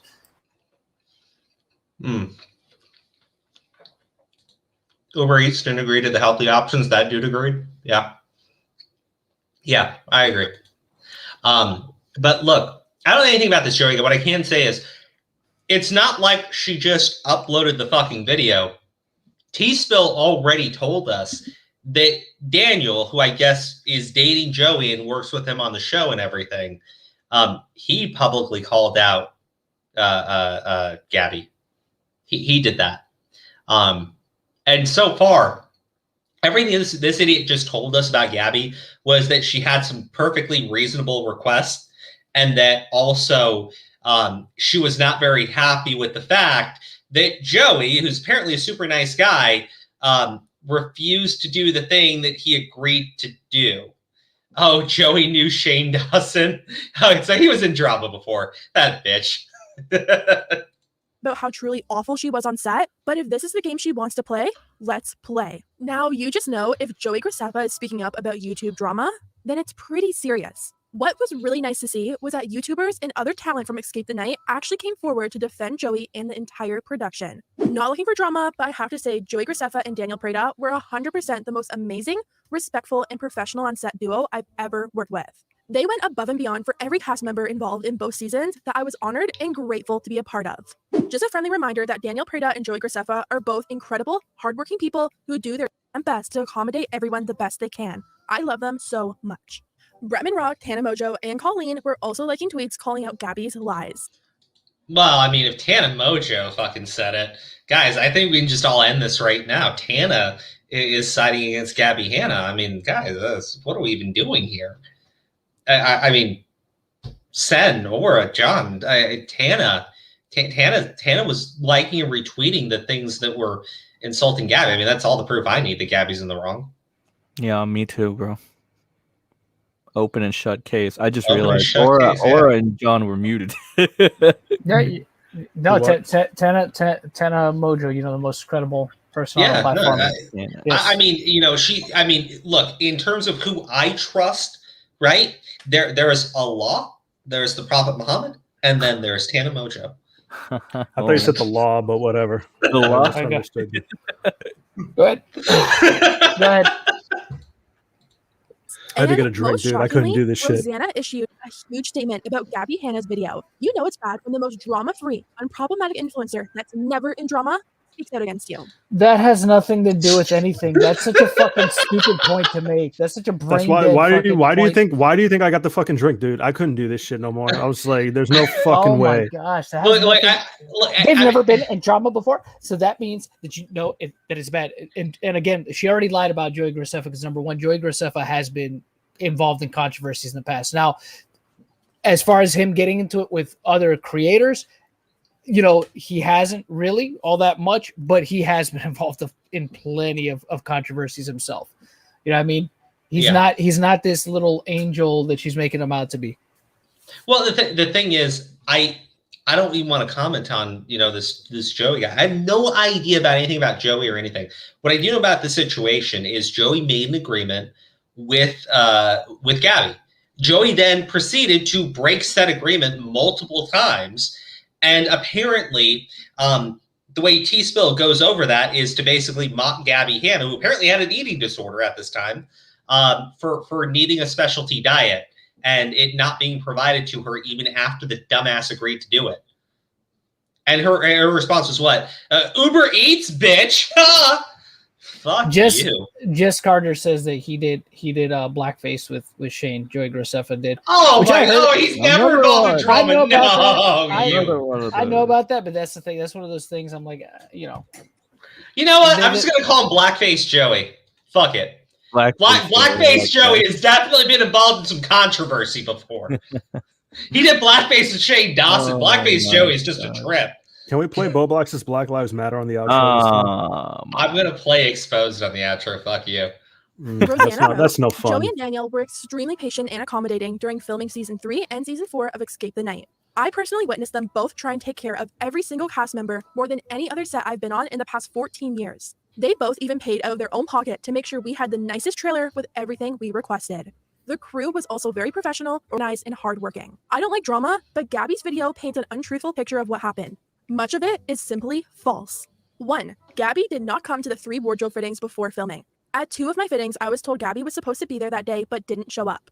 She chose not to go at all, so the wardrobe department did their best to make a costume without being able to see her. 2. The entire cast was sent a dietary restrictions form days.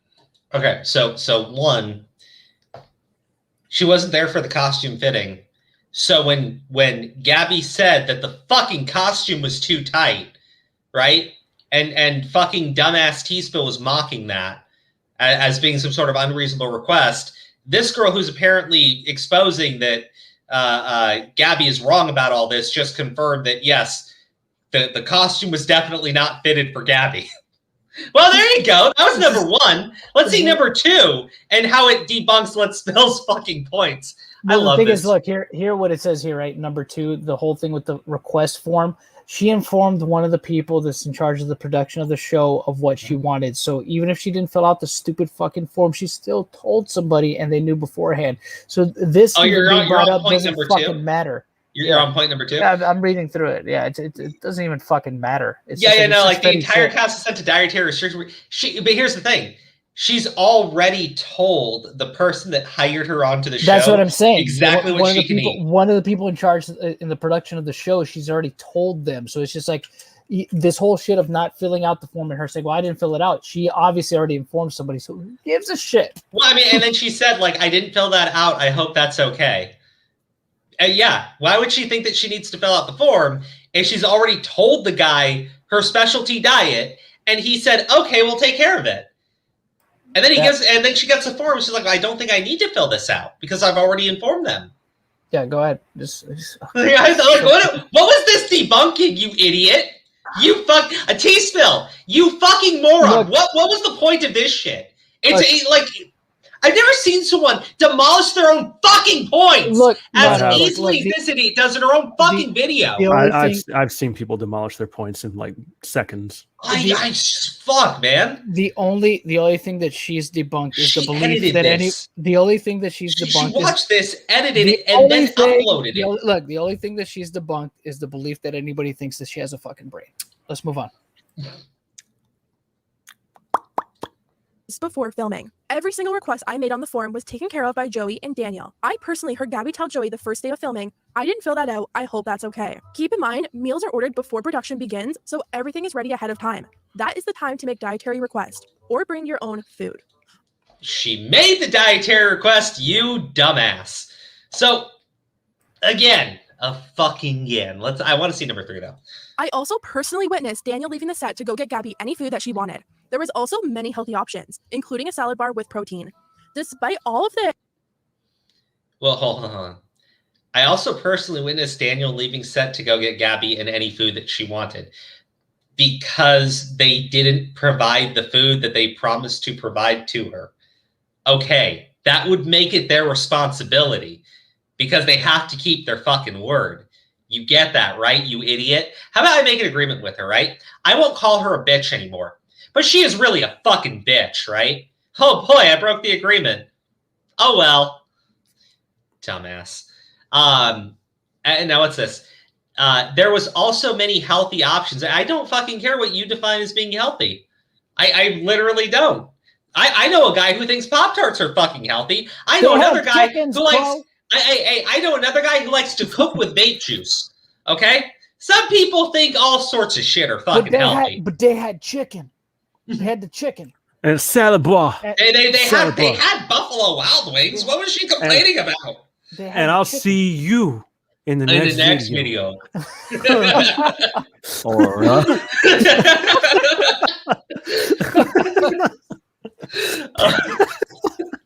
no one's gonna get that. No one's gonna get that. I'll see you Let's play the video. in the next video. video.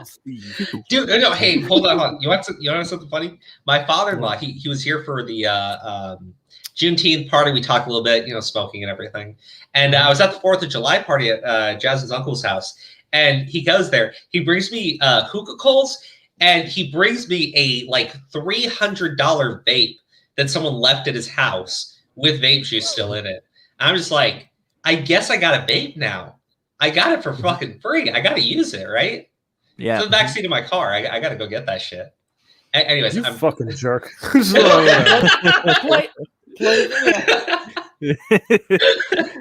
funny. Yes, she blamed Joey multiple times for causing her to come back. 4, during the phone Oh, that's what I want to say. The eating disorder thing. Hold on.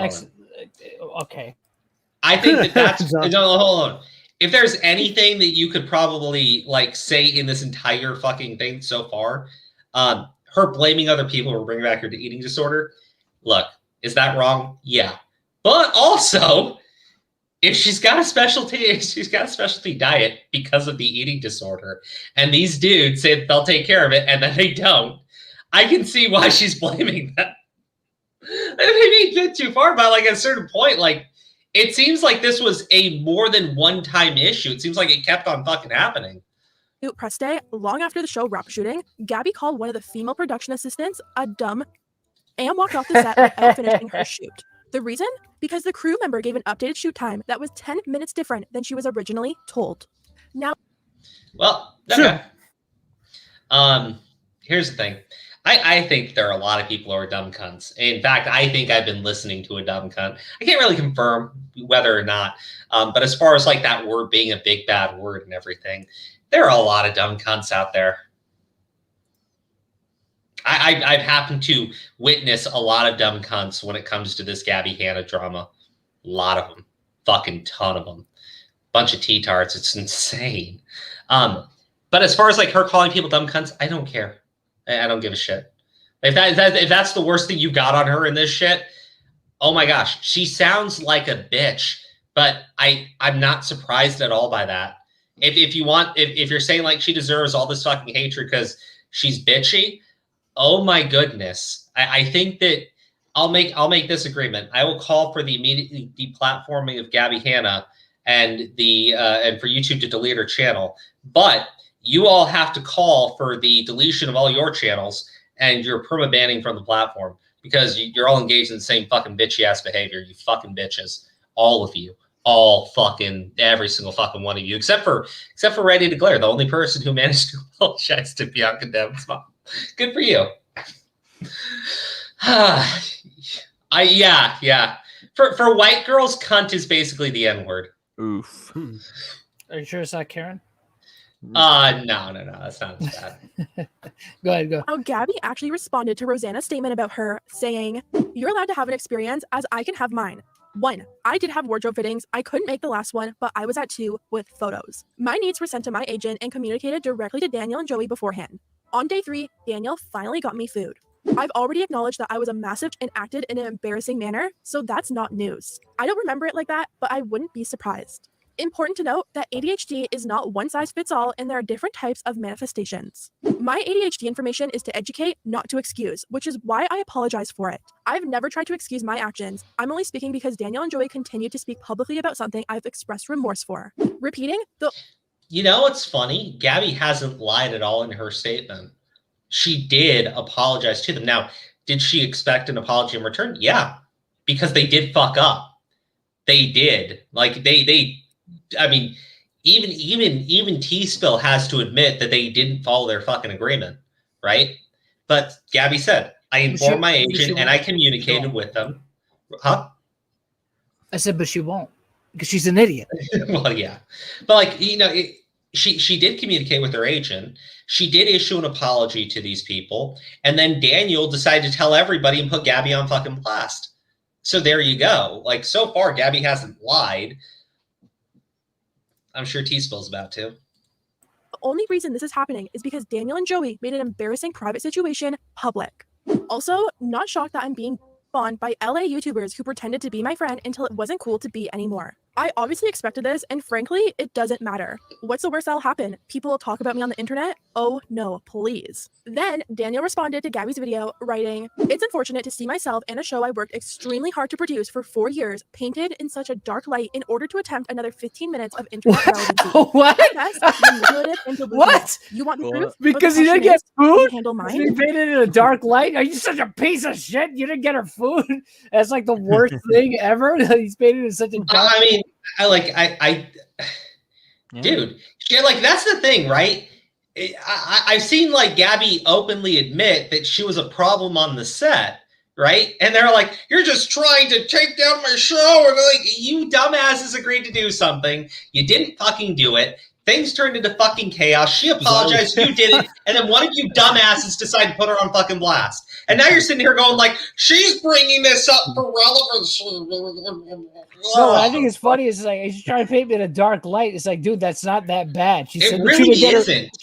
She said you didn't get her food. She said you were supposed to get her food. Yeah, yeah, that's really bad. These people are so fucking fragile. It's insane. But you know, knowing that this is some sort of like clique of LA YouTubers The thing is, look, doesn't fucking surprise me The at thing all. is, now. look, the thing is, most people don't fucking care. They don't care, dude. It's just like, This okay, is you so didn't get her food. You messed up. You didn't honor your. I'm one of them. I don't care. Yeah, it's like, who cares? I'm fucking Go one of ahead. them, dude. I feel you. Play. All right, so this is Joey's video. Gabbie Hanna needs to stop. Oh, Poor Joey. Maybe you should control Daniel.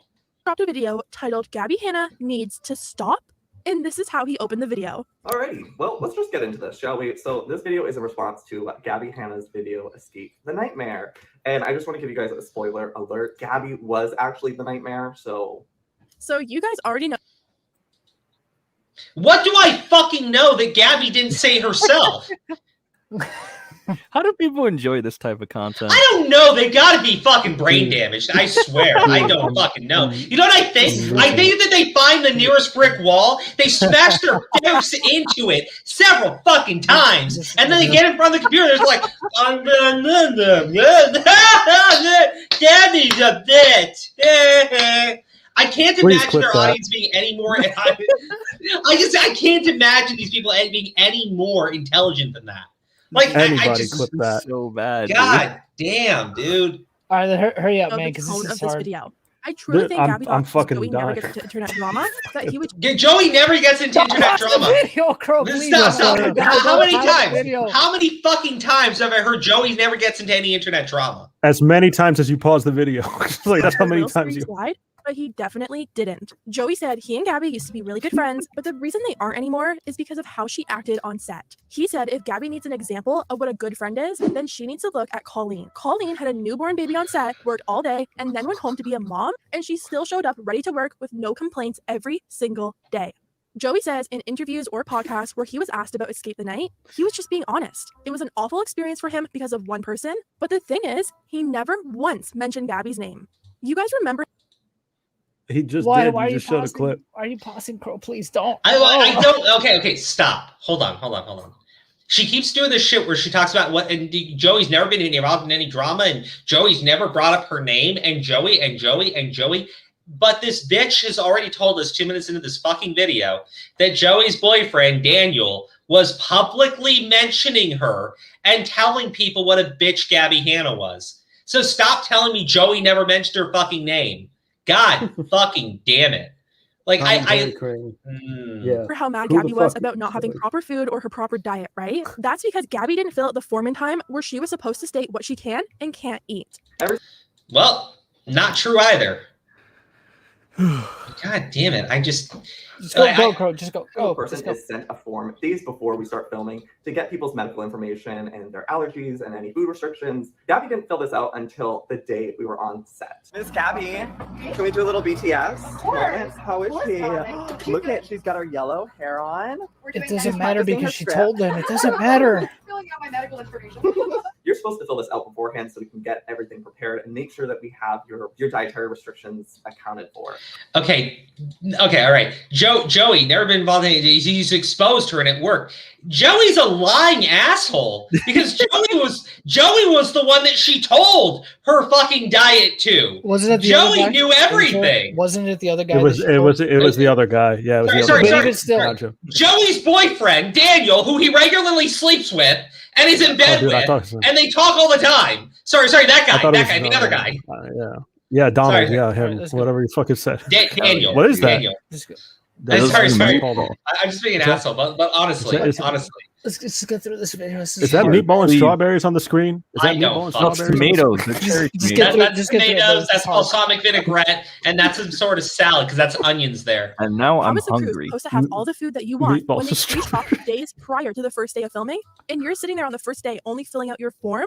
Joey also talked about Gabbie's complaints about her outfit being too tight and breaking her out. Joey said Gabbie never said anything bad about the outfits. In fact, she said she loved it, so they had a custom one made for her. Not only that, but Gabbie also had multiple wardrobe fittings that she never showed up for. Gabbie was so hard to work with that they... Oh, okay. So did the dress fit or not fit? If you're going to bring up she didn't show up for the wardrobe fittings, then say, but she loved the dress. Okay, look, if she didn't show up for the fittings, there's no way the fucking dress fit her perfectly. I'm sorry, there's no fucking way you're going to convince me of that. I'm sorry, I've literally had to watch women do fucking dress fittings. It's fucking nightmarish. Where were you? The wedding. The wedding. Oh, yeah, you mean white? Oh, okay, white. Yeah. All right. I was about to say, where were you? I'm just saying, right? If my wife went to a bridal shop and fucking walked out with the first wedding dress because it kind of looked like it would fit her properly, it wouldn't fucking fit her properly. Like, it's just not how it fucking works. Goddamn. Like, I'm a dude and I fucking know this shit. So I know this bitch fucking knows it because I don't wear dresses and I'm sure she's worn them before. Oh, wait, I take that back. I'm starting to think that this bitch lives in her fucking basement. This is the fucking female basement dweller that we've all been told the equality of the genders is going to bring us. Now we have this shit. I thought you were gonna say she wears like witches' robes or fucking clown suits or some shit. No. I think that this is gender equality's fucking neckbeard right now. Oh god, to have a pregnant costume designer drive 2 hours to Gabbie's recording studio to fit her, only to be stood up. She drove all the way there, and Gabbie canceled. The next day, after Joey posted his video, Daniel Prada, the guy Gabbie treated as her personal Postmates, dropped an hour. Her personal Postmates? Wait, sorry. Daniel's the guy who actually knew everything. And I guess Daniel didn't say shit to Joey. So Joey's sitting there going like, why is this a problem? You're supposed to fill out the form. Nobody was prepared. You know what I'm thinking right now? I'm thinking she communicated everything to Daniel. And Daniel didn't say shit about it. Didn't fucking follow up on any of it. And then drops it on fucking Joey like, I don't know what's up with this bitch. Fetch my food, Donald. Fetch the food, good Donald. Treats it as her personal Postmate. This is the jackass that agreed to it all. Holy fuck. Long video. Daniel said pretty much everything Joey said, but he went into even deeper detail and even brought receipts. Daniel claims the issues with Gabbie started in season 2 because she had problems with every girl on set. Apparently. Okay, I don't care. Like, I literally don't care because after season 2, these assholes wanted to bring her back in. Why are you telling that shit in season 2? You wanted her back for season 4. So obviously she wasn't that big of a fucking concern. No, here's the thing. This is how these shows work, okay? They could say that she's this big issue on set and blah, blah, blah. The reason they brought her back is because, look, controversy creates cash. Yeah, I mean, that's true. That's it. That's why they brought her back. They could say all they want. Oh, she's so hard to work with. But you brought her back. You brought her back. Like, you worked with her already. You knew what you were getting. Exactly. This is not new to them. Professional, man. Yeah, you're still cool, but we're done. Sorry.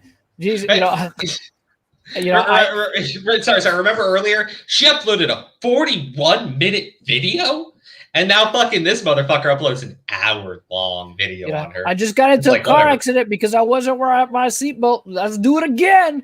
That's basically that's basically it. Yeah. Like, again, my theory on all of this is Daniel was the dude responsible for setting all this shit up. She informed Daniel of everything. Daniel agreed to all of it, and then Daniel didn't say shit to anybody else. That's my fucking theory on this shit. Let's if you want to say I'm wrong, I'm perfectly fine. It's my opinion, but if I had to guess, it sounds like Joey literally had no fucking clue, and that Daniel just dropped the fucking ball and then put it all on the crazy bitch. Get my food, Donald. Go fetch my food.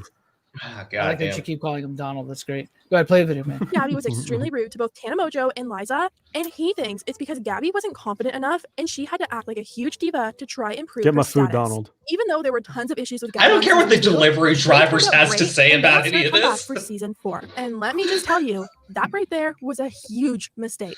Daniel Rewind showed that? clips of what the back What room the looked fuck like for did the she- talent, and it Oh my looked God. so cute. They had a really nice sitting area, a full kitchen, fully stocked with all the best looking food and snacks. They had a fully stocked fridge with every drink you could ever possibly want. And even Daniel Healthy. Did she put fucking... Okay, all right, bitch. I'm done. I'm done with it. Let's go into the most recent one. You fucking cunt. You want me to sit here and watch your fucking garbage? God damn it. Holy shit. 1.7 million views. And that's the shit she fucking pulled. And he showed the video, and it was so cute. And look at all the food here. And let me edit healthy so people can understand that the things that are in prepackaged containers are all healthy. There's Holy peanuts. shit. Holy shit. He had There's peanuts, peanuts. and they were dry roasted and unsalted. The healthiest kind. They're Holy vegetable-fed goddamn. peanuts. Oh my God, guys! George Washington Carver. Oh my God. I would have be so never... proud if I he saw watched this this. spread. Hold on. I watched this the first time, and I got past this part. But watching it again, it's just like a 2x4 to my fucking skull. God damn you! Cruelty-free peanuts. Like, you know, Cruelty-free and that's peanuts. the thing, right? These T-tards fucking come off of this shit, and they think that they know everything about fucking Gabbie Hanna. Well, listen to this fucking bitch. And I'm like, God damn it. You discredited the statements you made within the first minute of your video with the second minute of your fucking video. Then you went on to this bullshit where you basically showed she didn't have unreasonable fucking requests, and the two people that you're saying they got her are agreed to something and didn't follow through with it. Holy, like, I feel like it's Cruella fucking DeVille rooting for Ursula. Listen, Like, they're both fucking villains. Hold on. They had snacks though. They had bananas and they had apples and they had they peanuts. had a little fruit bowl. It's a Get- little fruit bowl. Not a It's got meal, fresh not a meal, but bananas. snacks. Not a meal, Get but the snacks. food, Donald. It's literally Hashtag fucking Donald snacks. get It's the literally food. snacks. It's no, stop. This is healthy, guys, right? The shit that they put in fucking prepackaged containers. This is the all best healthy, looking guys. Food and snacks. Oh, They these had are, a full look at this. Donald, guys, get the let me be food. very clear. Anything that you get out of a fucking prepackaged container, 9.9 times out of 10, it's probably not good for you. You probably shouldn't eat it.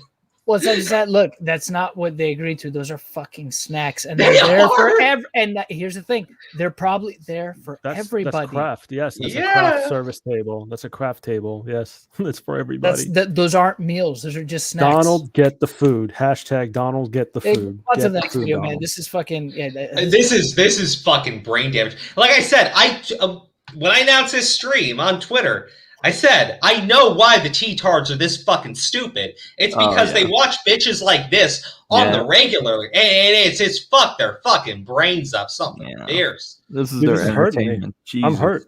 I felt like Oh, my brain gosh. fucking melted from just being like watching that for like how I long miss was it? Donald. Like 10 minutes? Oh no, we've all We gotten got dumber from 13 watching minutes it. into that 19-minute video. Dude, I feel exhausted. Yeah, Like, I feel like I did I did activities too. and shit. So you need to hurry up with this. episode. Hurry up. Here's the fun one. There's Okay. another one. Oh no! This is the final one. Is Donald here? I want Donald. See if Donald can deliver you some fucking healthy foods. Donald, get the food. Oh, boy. Hashtag T-tards, hashtag Donald get the food. Yes, Yes. Donald, get the food. There is no Donald. That's the best Oh part. my gosh. Vote against Gabbie Hanna, and it's not looking too good for Gabbie. It's a mess, so let's get into it. So, as I think we all know, Gabbie's been releasing this huge series about everyone who's ever done her wrong. This includes Rice Gum, Joey and Daniel, T-Channels, Angelica Oles, Trisha Paytas, and Jessi Smiles. Hey, T-Spell, I'm really curious. Why are you so afraid to mention what happened when she called out Trisha Paytas? Because she was right. Wait, what about Angelica Oles contacting the mother of a murder victim to cry about Gabbie Hanna and inform the murder victim's mother about Jessi Smiles. That was very appropriate. That was big news too. There's no way she didn't know. Dude, of course she fucking knew. Right? I said this in my first video. These T channels absolutely have weaponized Jessi Smiles, right? And I hear people just fucking lose their fucking minds that I would even dare fucking say that about them. But I'm like, you fucking do. This bitch fucking does. And you know what? There's no way Jessi Smiles doesn't see this shit. And the fact of the matter is, I could totally respect her calling out Gabbie Hanna, telling Gabbie Hanna to shut the fuck up. If it weren't for the fact that I see these T channels weaponize Jessi Smile like consistently, and Jessi Smile seems to have no issues with that. Let's call it what it is. They did it as a form of deflection. Yeah, from criticism. Much. Well, because again, from being accountable in the situation. Yeah, actually, here. Let me keep playing through it because she's going to say something that's just objectively fucking false. And by the way, this was a video uploaded today. Yesterday because it's 1 a.m. now. But again, there is no fucking way that she could be this fucking wrong by accident. So I'm telling you guys that this has to be intentional. That she is intentionally lying to her audience what she's about to say.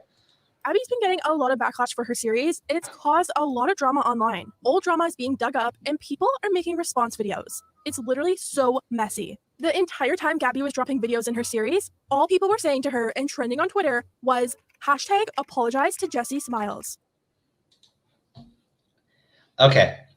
So at this point in this video, I was ready to just stop watching entirely, right? Because that is a flat, bold-faced fucking lie from this fucking degenerate, right? And I'm going to fucking say it to her because look, at the end of the day, you can fucking misinform your audience like fucking crazy, right? And you absolutely have. But you're going to tell me that when Gabbie Hanna was uploading these videos, all people were saying was apologize to Jessi? You lying bitch. Right? I see why the T-tards are so fucking convinced that they're in the fucking right and that everybody's siding with them because they listen to a fucking degenerate like you as you lie through your crooked fucking teeth about what was going on. Apologize to Jessi Smiles was not being tweeted out at Gabbie fucking Hanna en masse. That's all anyone could say. Oh. The first, okay, let me read the super chat. Thank you for the 20 Thank you, bucks. random dude. Just want to say y'all make my overnight job 1,000,000 times easier to bear through and to keep it up my next paycheck. I'll drop something nice, but I'm planning on pre-ordering Nendoroid. So have this for now. Much love, Krogami. Oh, buddy, thank you so much. Thank you. Appreciate you. He just shipped you guys. Everyone does. No. We had a fucking fan fiction. Never bring up the fan fiction again. Sorry. Never do that again. Play the video. Oh, we did. We did it. Deflect, Crow. Deflect. Play the video. You got another super chat. No, chat. wait, no, I didn't. Yes, you did. Where is it? Bourbon Slush. It just showed up. Bourbon Slush, thank you so much. They never talk about the Rice Gun vid other than why are you still talking about it? It was a dude fighting a woman, but Gabbie was right. So, okay.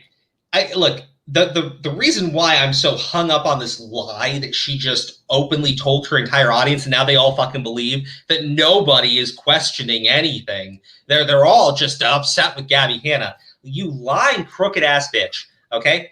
That is not what fucking happened at all. Okay? The first video she did dropped, right? Diorio reviewed the video on his stream, right? And then told everybody to go to Twitter and tweet out #apologize to Gabbie Hanna to the point where it started to trend. Then he continued to do streams and videos, and the other people in commentary started talking about it. We were talking about it too. And apologize to Gabbie Hanna, I think, trended a couple of other times too. Now, the only time I saw apologize to Jessi Smiles was in 2 cases. The first was when the Trisha Paytas video dropped. Apologize to Gabbie Hanna was trending, and some T-tard fucking losers, probably from T-Spill's fucking audience, directly from her fucking audience, went out to tell everybody, apologize to Gabbie Hanna, not until she apologizes to Jessi Smiles. Apologize to Gabbie Hanna, but what about apologize to Jessi Smiles?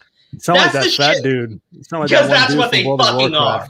That's what they fucking are. The South Park episode who plays World of Warcraft. That's what they fucking are. Except instead of playing World of fucking Warcraft, they're playing World of fucking Twitter. These people are fucking losers. But no, seriously. Seriously. Apologize to Jessi Smiles. I only saw one other time, and that was very recently when Jessi Smiles uploaded her own video, and I am almost positive that it didn't even trend.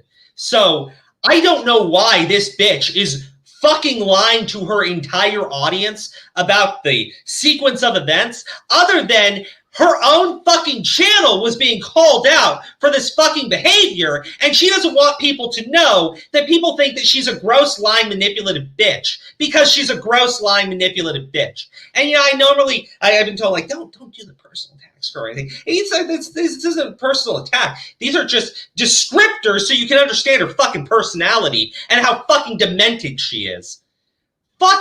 I'm sorry. I know I'm going on for this for a fucking while, but how the fuck are you going to tell me that apologize to Jessi Smiles was the only thing people could talk about? We're so right and everybody loves us. Keep it up, fam. You are the rejects of fucking society. You're the people nobody wants to be around. You're the people that just drive everyone fucking insane with your fucking bullshit. We got to get like a voice clip thingy, or like, those fucking sound decks. Every time you go on your rants, it should play the Lion King shit. And like, but like, no. We should get a soundboard, and when we get a super chat, I'll play "You're a Prostitute." No, that's going in there. He's waiting for Crow to be like, you're the fungus on the toe of society. You're the. At the end of every fucking speech, I hate you, alfalfa. That's how. You're the excrement on the sidewalks of San Francisco. You're the no. The shit in San Francisco has more fucking use than the entirety of the fucking tea community, because at least there's someone to clean that crap up. Holy shit! Holy shit! This stuff's been just sitting and festering on YouTube for fucking years. Jesus Christ, we're not even a minute into the video. Yeah. I was gonna say, first of all, I'm sorry, but when you open it up with that much of a bold-faced fucking lie, I'm sorry. You can tell me this woman's a fucking idiot. You could tell me that this woman just thinks Gabbie Hanna is so fucking evil, and there's no way she can comprehend any other side to any of these stories. But when she flat out fucking lies about what people were actually talking about, that's enough for fucking me to call you a malicious, lying bitch, because you're a malicious, lying bitch. All of you people in the fucking community are the exact fucking same. I'm trying to fucking say, all right, that fucking it proves Willie Mac's point that they don't really show what they're talking about, because she doesn't show that. Of course not, because she can't. Because it didn't fucking exist. God damn. That's all I want to fucking say. Play the video now, Crojies. No one cares about all of Gabbie's petty drama that she's been rehashing with every creator online. People care about her finally owning up and taking some accountability for allegedly hanging out with, speaking with, and tweeting. No! Hold on. The next 10 seconds was someone just a complete lack of fucking self-awareness, right? That people are interested in seeing her taking accountability for her actions, not rehashing old drama. Yeah, bitch! They want you to take accountability for your fucking actions, T-Spill. They don't want to see you bringing up old fucking drama. But look, I love this response from people in the tea community. We're like, well, this drama's old. Why? That Gabbie Hanna's just bringing this up to grip people and for views. No, you lying fucking bitches. It's because you lied about this bitch. You put your videos out about this bitch, and your videos are slop on this bitch. So she's now going out there and calling you out and presenting the evidence that you people are fucking garbage. And he's in there going like, it's a bunch of drama and backlash and no one's siding. That's obviously not fucking true. That's obviously not fucking true. Jessi's. A few weeks ago, in an interview with BuzzFeed, Gabbie brought up Jessi again, saying, "Who didn't I apologize to? I gave Jessi Smiles an apology. I gave Beyonce an apology. It feels like I'm always dishing out apologies, and I've never once received one. And that to me feels a little chaotic." Yeah, it'd be really fucking hard for a bitch like T-Spill to fucking apologize. I'm gonna kick you out of here if you tell me to play the video. Play the video. The thing is, Gabbie never gave Jessi a true apology. John, come on. Say something about that. Gabbie never gave Jessi a true apology. Look, Remember there's nothing when to say- Gabby look, never look, apologized look, to Jessi? Look, And now look, Gabby never let me issued a true simplify it. apology? Let me simplify it. This Yeah. T-Spill, she's an idiot. Well, on top of that, she's going to bring that point up at least 2 more times, I think. So Nothing is ever going to be good enough for channels like this. No apology is ever going to be good enough for them. No apology is going to be a real apology until they go beyond just apologizing. They want them to not exist anymore. Oh no, it wasn't T-Spill. It was Jessi Smile that said that, like Dr. Phil said, if there's a but after an apology, it's not a real apology. Like Dr. Phil doesn't know anything he's fucking talking about. Didn't he send like a bunch of kids to this fucking boot camp that abused them and shit? Yes, he's like, he well, did. I didn't know what's going on. I'm sorry, but then he fucking Yes, he I did. didn't know what's going on. Dr. Yeah, Phil yeah, did do that's this. I know, I It's remember. weird to see people praising Dr. fucking Phil, but Who's not a real fucking like real doctor. He's like a doctor of some philosophy bullshit, which is nothing. he's my favorite kind of doctor, the one that's on TV. The bald kind with a mustache who gives advice that's meaningless. That No, you want, anybody if can you read want an it for. extremely political hot take, Dr. Phil and Dr. Fauci are the exact same level for me. Both fucking man. jokes. Watch your fucking position. If you're beaten, you're cheating. Yeah. Why would you take advice from Dr. Phil fucking ever, dude? I'd rather take advice from the fucking end of the popsicle stick when you're done. Fuck that.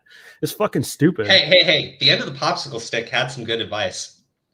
That's what I'm talking about. Dr. Phil's basically the end of the popsicle stick, except like less pleasing. No. I don't have a Dr. good time. Phil's like you get to the end of the popsicle stick, then some dude shows up, puts you in a fucking boot camp, and they fucking abuse the shit out of you. That's Dr. Phil. For real.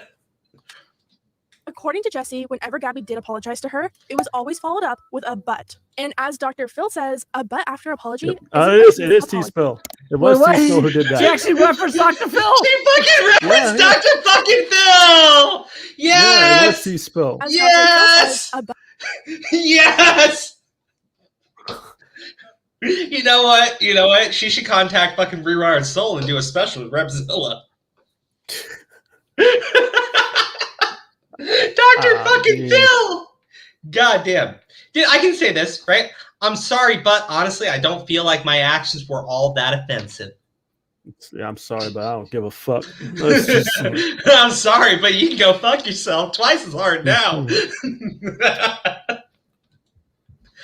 But after apology isn't a true apology. Since Jessi's trauma was brought up once again, Jessi decided to release. Whoa. No, you lying bitch. No, that's not what happened. Jessi's trauma was not brought up once again. All she said was, I've apologized to Jessi, and I've apologized to Beyonce, and I feel like I'm always apologizing to people.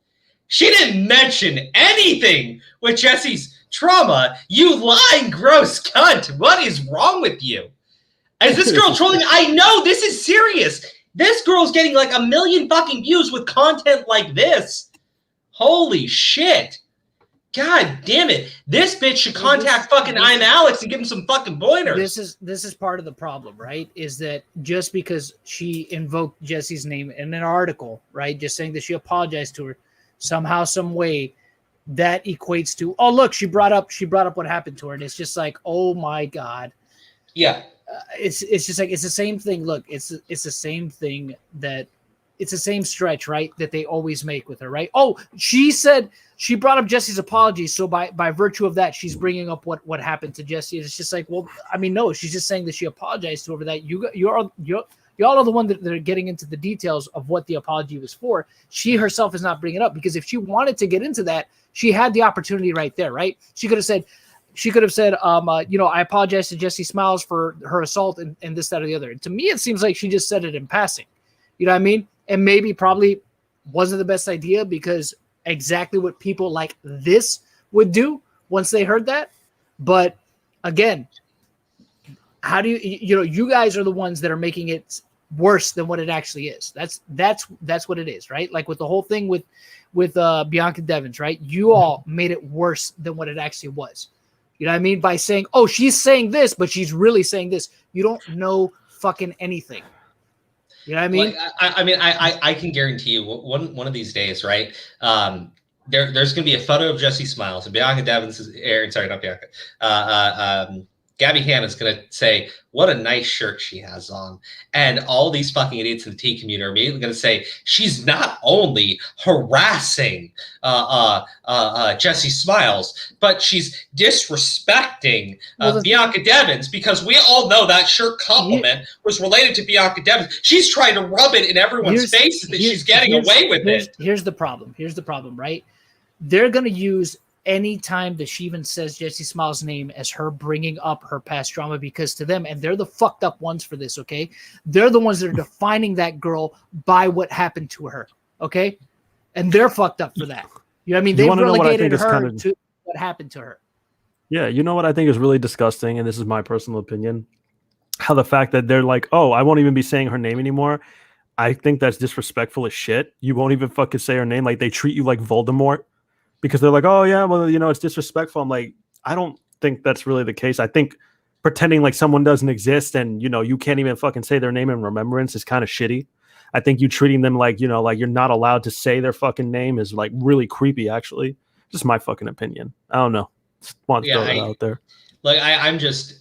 That was a flat out fucking lie. But again, now her audience is sitting there going like, she's attacking the victim again. She's traumatizing her. God, I swear to God, when you listen to these people talk about fucking Gabbie Hanna in relation to Jessi Smiles, you would really think that Gabbie Hanna's the one who raped Jessi Smiles. Yeah, like, honestly, the way that they talk about this girl. Is a portion of the phone call that she had with Gabbie last summer. Jessi tweeted, Gabbie and I had a phone call last summer. I never planned to release it. In fact, that word is important, by the way. Talk or think about. She said portion. Well,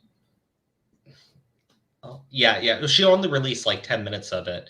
And that's actually something I brought up in the Jessi Smiles video I did, which triggered a lot of people.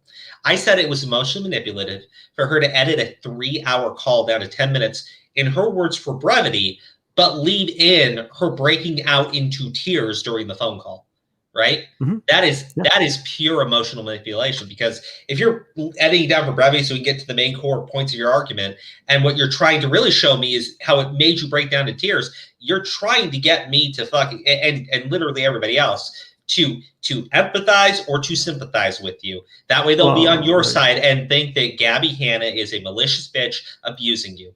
I didn't fucking buy it. I knew the shit that you were fucking doing. And I said it was emotional manipulative. And everyone like lost their fucking mind. And I'm like, I don't fucking care. That's exactly what that shit was. Just because something bad happened to you 7 years ago doesn't mean that today you are incapable of then doing bad things. Like, stupid. You people are fucking stupid. Sorry, Aura. Go. Sorry. I don't remember what I was talking about. I go off on my fucking tangents. I'm sorry. Let's keep going. About Gabbie ever again. But her continued lying about my trauma has officially broken me, and I don't know what else to do. What did Gabbie say about her fucking trauma by saying, I've already apologized to Jessi Smiles? How is that? I don't get that fucking response at all. But here's the thing. I never plan to release it. There's nothing more than to never talk or think about Gabbie ever again. By the way, I've been holding on to this recorded phone call for about a year. Well, I think she just released it to get out ahead of it. She kind of says it in her video. But I'm just saying, if you're telling me you want nothing to do with this woman, you want to just get her completely out of your fucking life, and anytime she opens up her mouth, you got to be there. Like, I can't. I fucking can't. I'm like, I don't get why you would hold on to a phone call so you could give me 10 minutes of the 3 hours and prove to me that you're not emotionally manipulative. You did the opposite.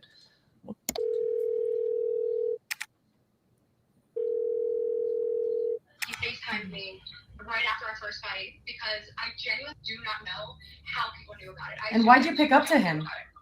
I didn't have the number saved. That's the first situation, was a FaceTime call. The second situation was when we were at an event and he tried to take a selfie with me, and I was like, no, it's not happening. And then the event that I'm assuming you have to be talking about is when I was at 1600 Vine, and then he came there. I think I was at Lele, and then he showed up, and I was like, oh no. He tried to talk to me and pull me there. Yes. Yeah, but that's a completely different situation. Even though Gabbie admitted with him. She interacted with him. Oh my gosh.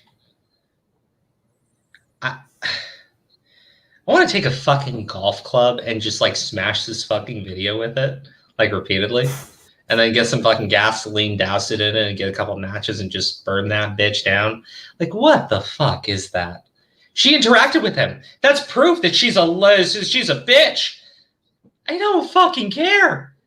Like, unless you're going to tell me that Gabbie Hanna was somehow involved in the sexual assault of Jessi Smiles, the alleged rape or whatever you want to fucking call it, I don't even care. I'm just saying, unless you're going to tell me she was actually involved in that incident, I don't fucking give a shit that she talked to the guy afterward. Yeah. I don't fucking care. You want to be upset with anyone that she was able to communicate with this guy? Go and find the district attorney that had a signed confession, apparently, and decided to give the guy a slap on the fucking wrist. You find me that guy, and let's all cancel that idiot together. I'm fucking with you on that one. But this shit is just dumb. You people are dumb. God damn it. Blind leading the fucking blind. She interacted with him. Like, fuck this guy. I just fucking can't with these people. Holy shit. Gabbie somehow still wanted a public apology from Jessi and wanted her to sign an NDA. I want a public statement apology saying I should have never done this. It was inappropriate to share private conversations publicly. That is the way that I will stop talking about this and literally drop it. I want something that says I'm sorry that I hurt this person. I should not have done this. I shouldn't have shared private messages. And straight up, like, my lawyers will not let me drop this without an NDA. After Jessi dropped these phone. Yeah, I've heard like so many tellings of how that phone call is like the things being said in it, how she threatened her and demanded that she apologize. I don't fucking care. I don't. Look, someone leaks somebody else's private DMs to people, right? I think T-Spill tried to show that Gabbie's done the same thing and leaked DMs on someone before, but like, I don't give a shit. She doesn't want to apologize. Don't fucking apologize. Why are you engaging with Gabbie? I just don't get it. She wanted an NDA signed. Duh. She wanted an NDA signed, guys. Duh. You know why? You know why she wants an NDA signed? Because you know what she doesn't want? I'm going to be uploading a video series about all my past controversies. And then Jessi Smiles jumps in and goes, "You're a lying bitch. I will prove that you are a lying bitch who has harassed me and you continue to traumatize and victimize me. And all I want to do is let this go by constantly talking to you." I want an NDA signed too. Just to be clear. I want you to shut the fuck up and have a legal fucking document that says you can't talk about me anymore. And then when the T channels try to bring up your fucking name, you won't be able to say shit either. Yeah, I'd want the fucking NDA signed too. What are you going to do next? I think she's going to play the part next where Gabbie threatens to continue to make fucking videos. Like I care. God damn it. Videos making such harassment of making video. Shut up, T-Spill of all fucking people. How many Gabbie fucking Hanna videos do you have on your fucking channel, you stupid bitch? How many fucking Gabbie Hanna videos does Repzilla have on his channel? How many Gabbie Hanna videos does Reddy Glare have? How many Gabbie Hanna videos does Angelica Oles have? I just want to know if that's the next part of your video, dumb.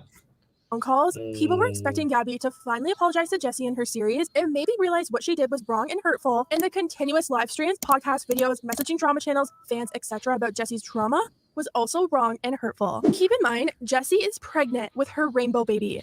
I don't care. I don't care. What is a rainbow baby? I don't give a shit. I'm just asking. I don't fucking care. I literally don't care. I don't care if this woman's pregnant. You know what you do when you're pregnant? You avoid stress. You know how you avoid stress? Stop engaging in it. I'm going to Google rainbow baby. I'll find out. Google it. I don't give a shit. I don't fucking care. And you know what? Fuck these T channels to bring up that she's pregnant and then not advise her to stop engaging in it. But I know why you won't, because that's a lack of fucking content for you, isn't it? God damn. A rainbow baby is a baby born subsequent to a miscarriage, stillbirth, or death. I don't fucking care. I don't give a shit. I'm so fucking tired of this shit. I understand Jessi's had some fucking trauma. It doesn't excuse any of this shit today. It doesn't excuse telling me I don't want anything to do with it. But also, I cannot stop talking about her. I don't want anything to do with it. So here's my 1 hour video on her that's fully monetized because she monetized the video on me. I don't want anything to do with her. Here's the 10 minutes of this 3 hour phone call. I edited it down for brevity, but here's the part where I start to cry. The death of an infant from natural causes. I don't give a shit anymore. And if you actually cared about your fucking pregnancy and this was really that much of a stressor for you, you'd stop fucking talking about it. But you don't. And at this point, I can't sit here and look at Gabbie Hanna and say, Gabbie Hanna is completely responsible for your own fucking actions. God damn it. You're traumatized. Okay, I'm not saying that 7 years is enough to deal with the shit that you say you have to deal with, right? Absolutely not. Absolutely fucking not. But I am sick and tired of hearing about your fucking trauma. I'm sick and tired of hearing about how this is so fucking stressful for you when you keep jumping and shoving your fucking face into it.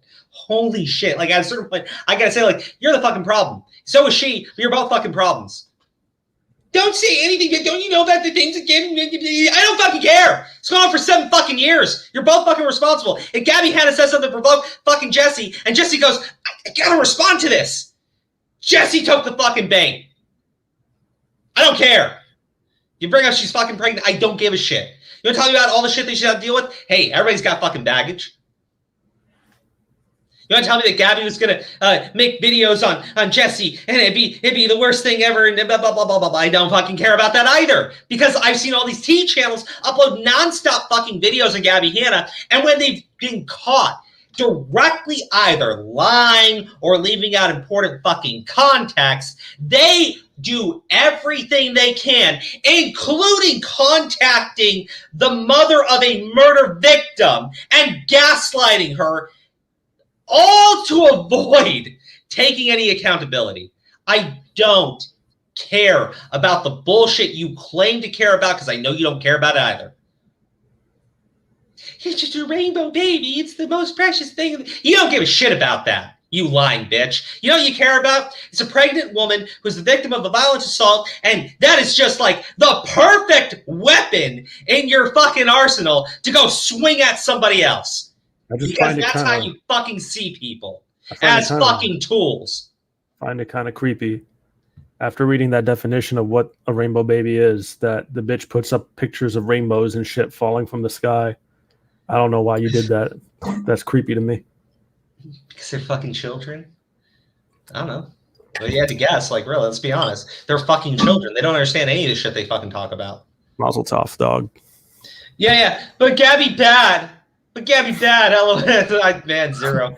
You got it. Gabbie bad, and the murder victim needs to know she wrong. Thank you. You know, I swear to God, I expect you to. I would not be fucking surprised if Angelica Oles uploads a video contacting Bianca Devins at 3 a.m. to let her know what a fucking bitch Gabbie Hanna is and tell her all the bad things she said about Jessi Smiles. That'd be something different, at least.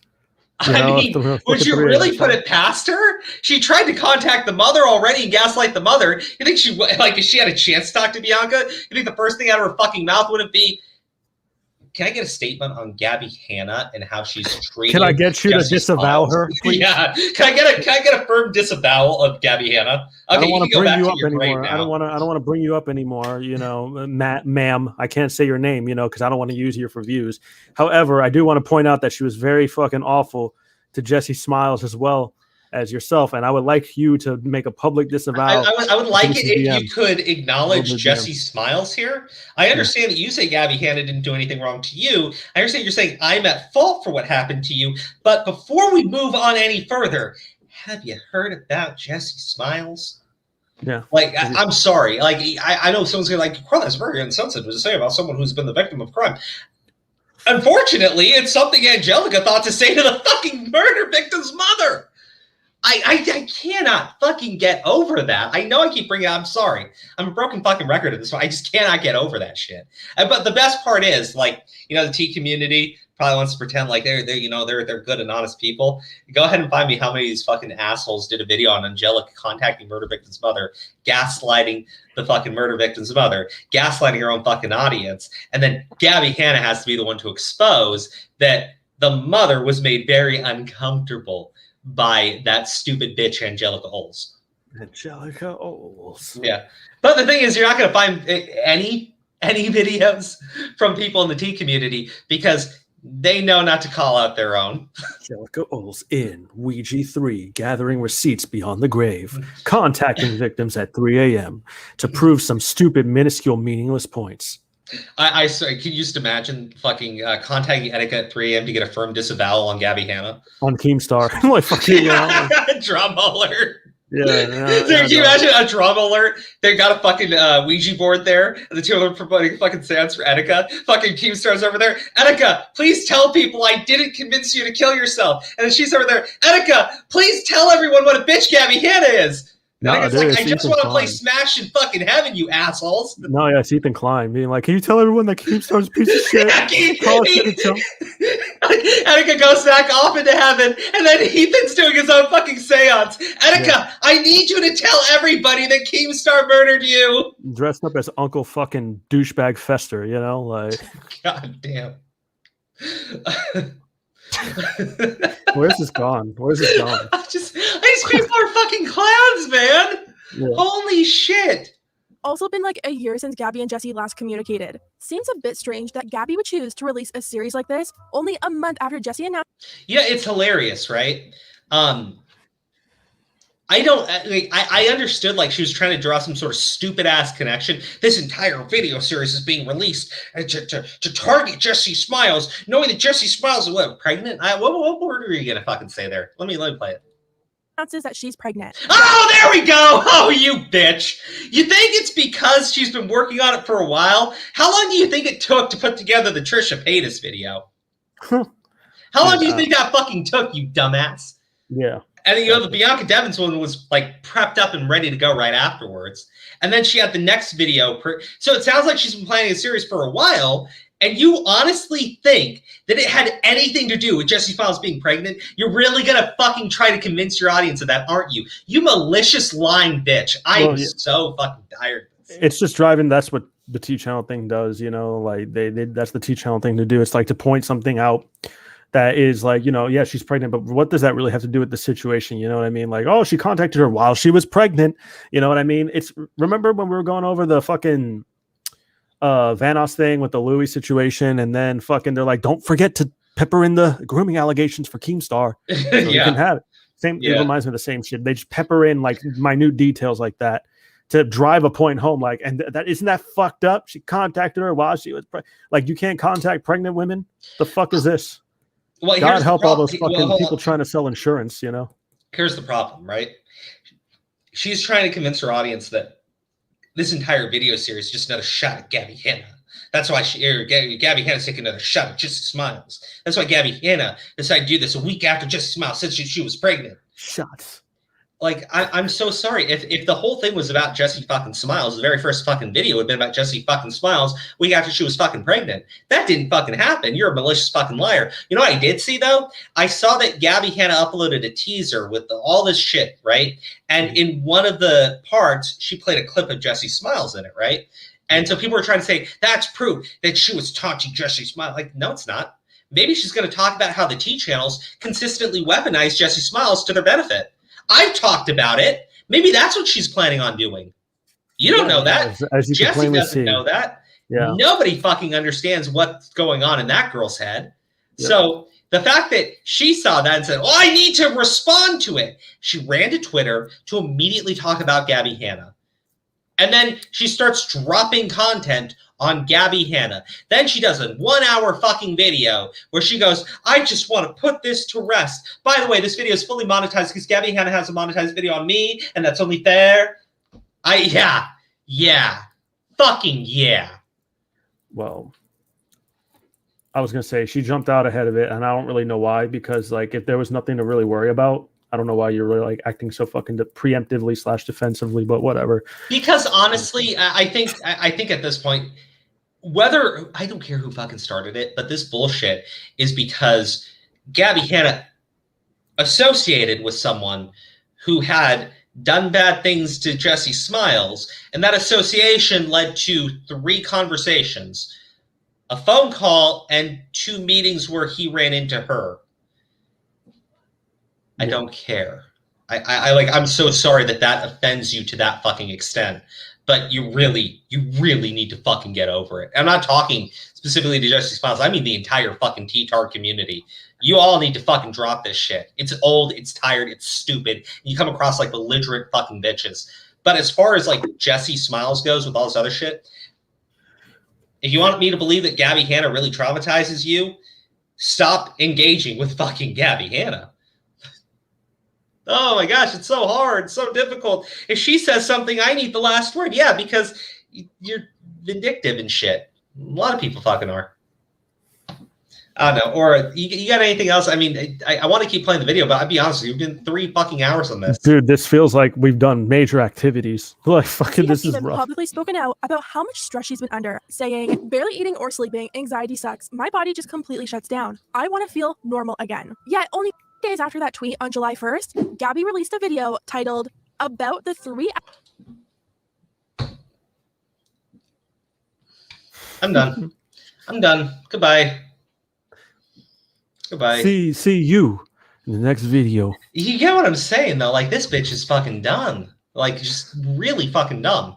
Anything that Gabbie does has to be because of something Jessi did, right? What's her evidence? Well, it's because Jessi made a statement and then a week later Gabbie did something, right? I'm pretty sure on that very same fucking day, Gabbie happened to do something that wasn't that offensive to Jessi, right? But I could easily say, Gabbie had eggs in the morning. Eggs, when they're fertile, can hatch a chicken, right? And so clearly Gabbie was eating the eggs to mock the miscarriage of Jessi Smiles. I could see that, actually. I could see them doing some crazy shit like that. But you get what I mean, right? Like, what's my evidence? Well, one thing happened, then another thing happened. Clearly, they're related. Yep. Like, I just don't get what goes on your fucking heads. I swear. I'm like, Jesus Christ. Some things I think are fucking parody, but then I'll see one of these assholes that upload a fucking video on it. She was a bad host, and she invited people into her fucking mansion, and then they had to play blame Gabbie. It's so uncomfortable. And then she asked an uncomfortable question, and it's so wrong. Gabbie's like fucking Hitler McSatan. Oh my God, Satan and Hitler, Sittler or Hayden? Like, fuck it. Hayden sounds like, you're Hayden. I think that's why it's fitting. Sittler. Sounds like a restaurant. What about Sattler? Sure, I'll take it. I like Sattler more. Yeah. Sattler. Wait, why would the devil fuse with Hitler? Why not? It's the devil. That's what he wants. Can you imagine a fusion of Hitler and Stalin? Yeah. Oh my gosh. Shitler. Yeah, Shitler. Yeah. Okay, that's Shitler. Perfect. Yeah. Okay, all right, guys. It's time for that part of the video where we end things off and we play a fun song for all of you. Oh my God. What? The mic is falling. Okay, perfect. I thought you were going to complain about the song about to play.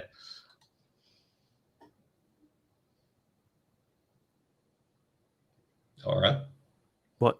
You going to complain about the song about to play? What song are you going to play? Play the song. Exposed! Yeah, I hate this stupid ass song. Good night, everybody. I'll be at Anime Matsuri this weekend. If you're in Houston, I hope to see you all. Do what you guys get scared here. And so from now on, I'm going to report the news. Let's go inside the stories. Exposed. No, fuck y'all. Fuck all this. Fuck this. Exposed. I ain't doing it, dog. Exposed. You already cut me off. Exposed. Exposed. Oh, no. Exposed. Exposed. Exposed. Exposed. You're exposed. You're exposed. You are exposed. Exposed, exposed, exposed, exposed, exposed. You are exposed, sir. I'm going to expose you. I would literally play this shit for the terrorists to get answers. Fuck this song. I hate this song. Exposed. Exposed. Exposed. exposed, exposed, exposed, exposed, exposed, exposed, Exposed. It's time for some exposure. Some exposure. Some exposure. Expose. Expose myself to you. To you. To you. E-X-P-O-S-E. Exposed. Exposed. Exposed. Exposed. Exposed. Exposed. Exposed. Exposed. Exposed. Exposed. Exposed. Exposed. Exposed.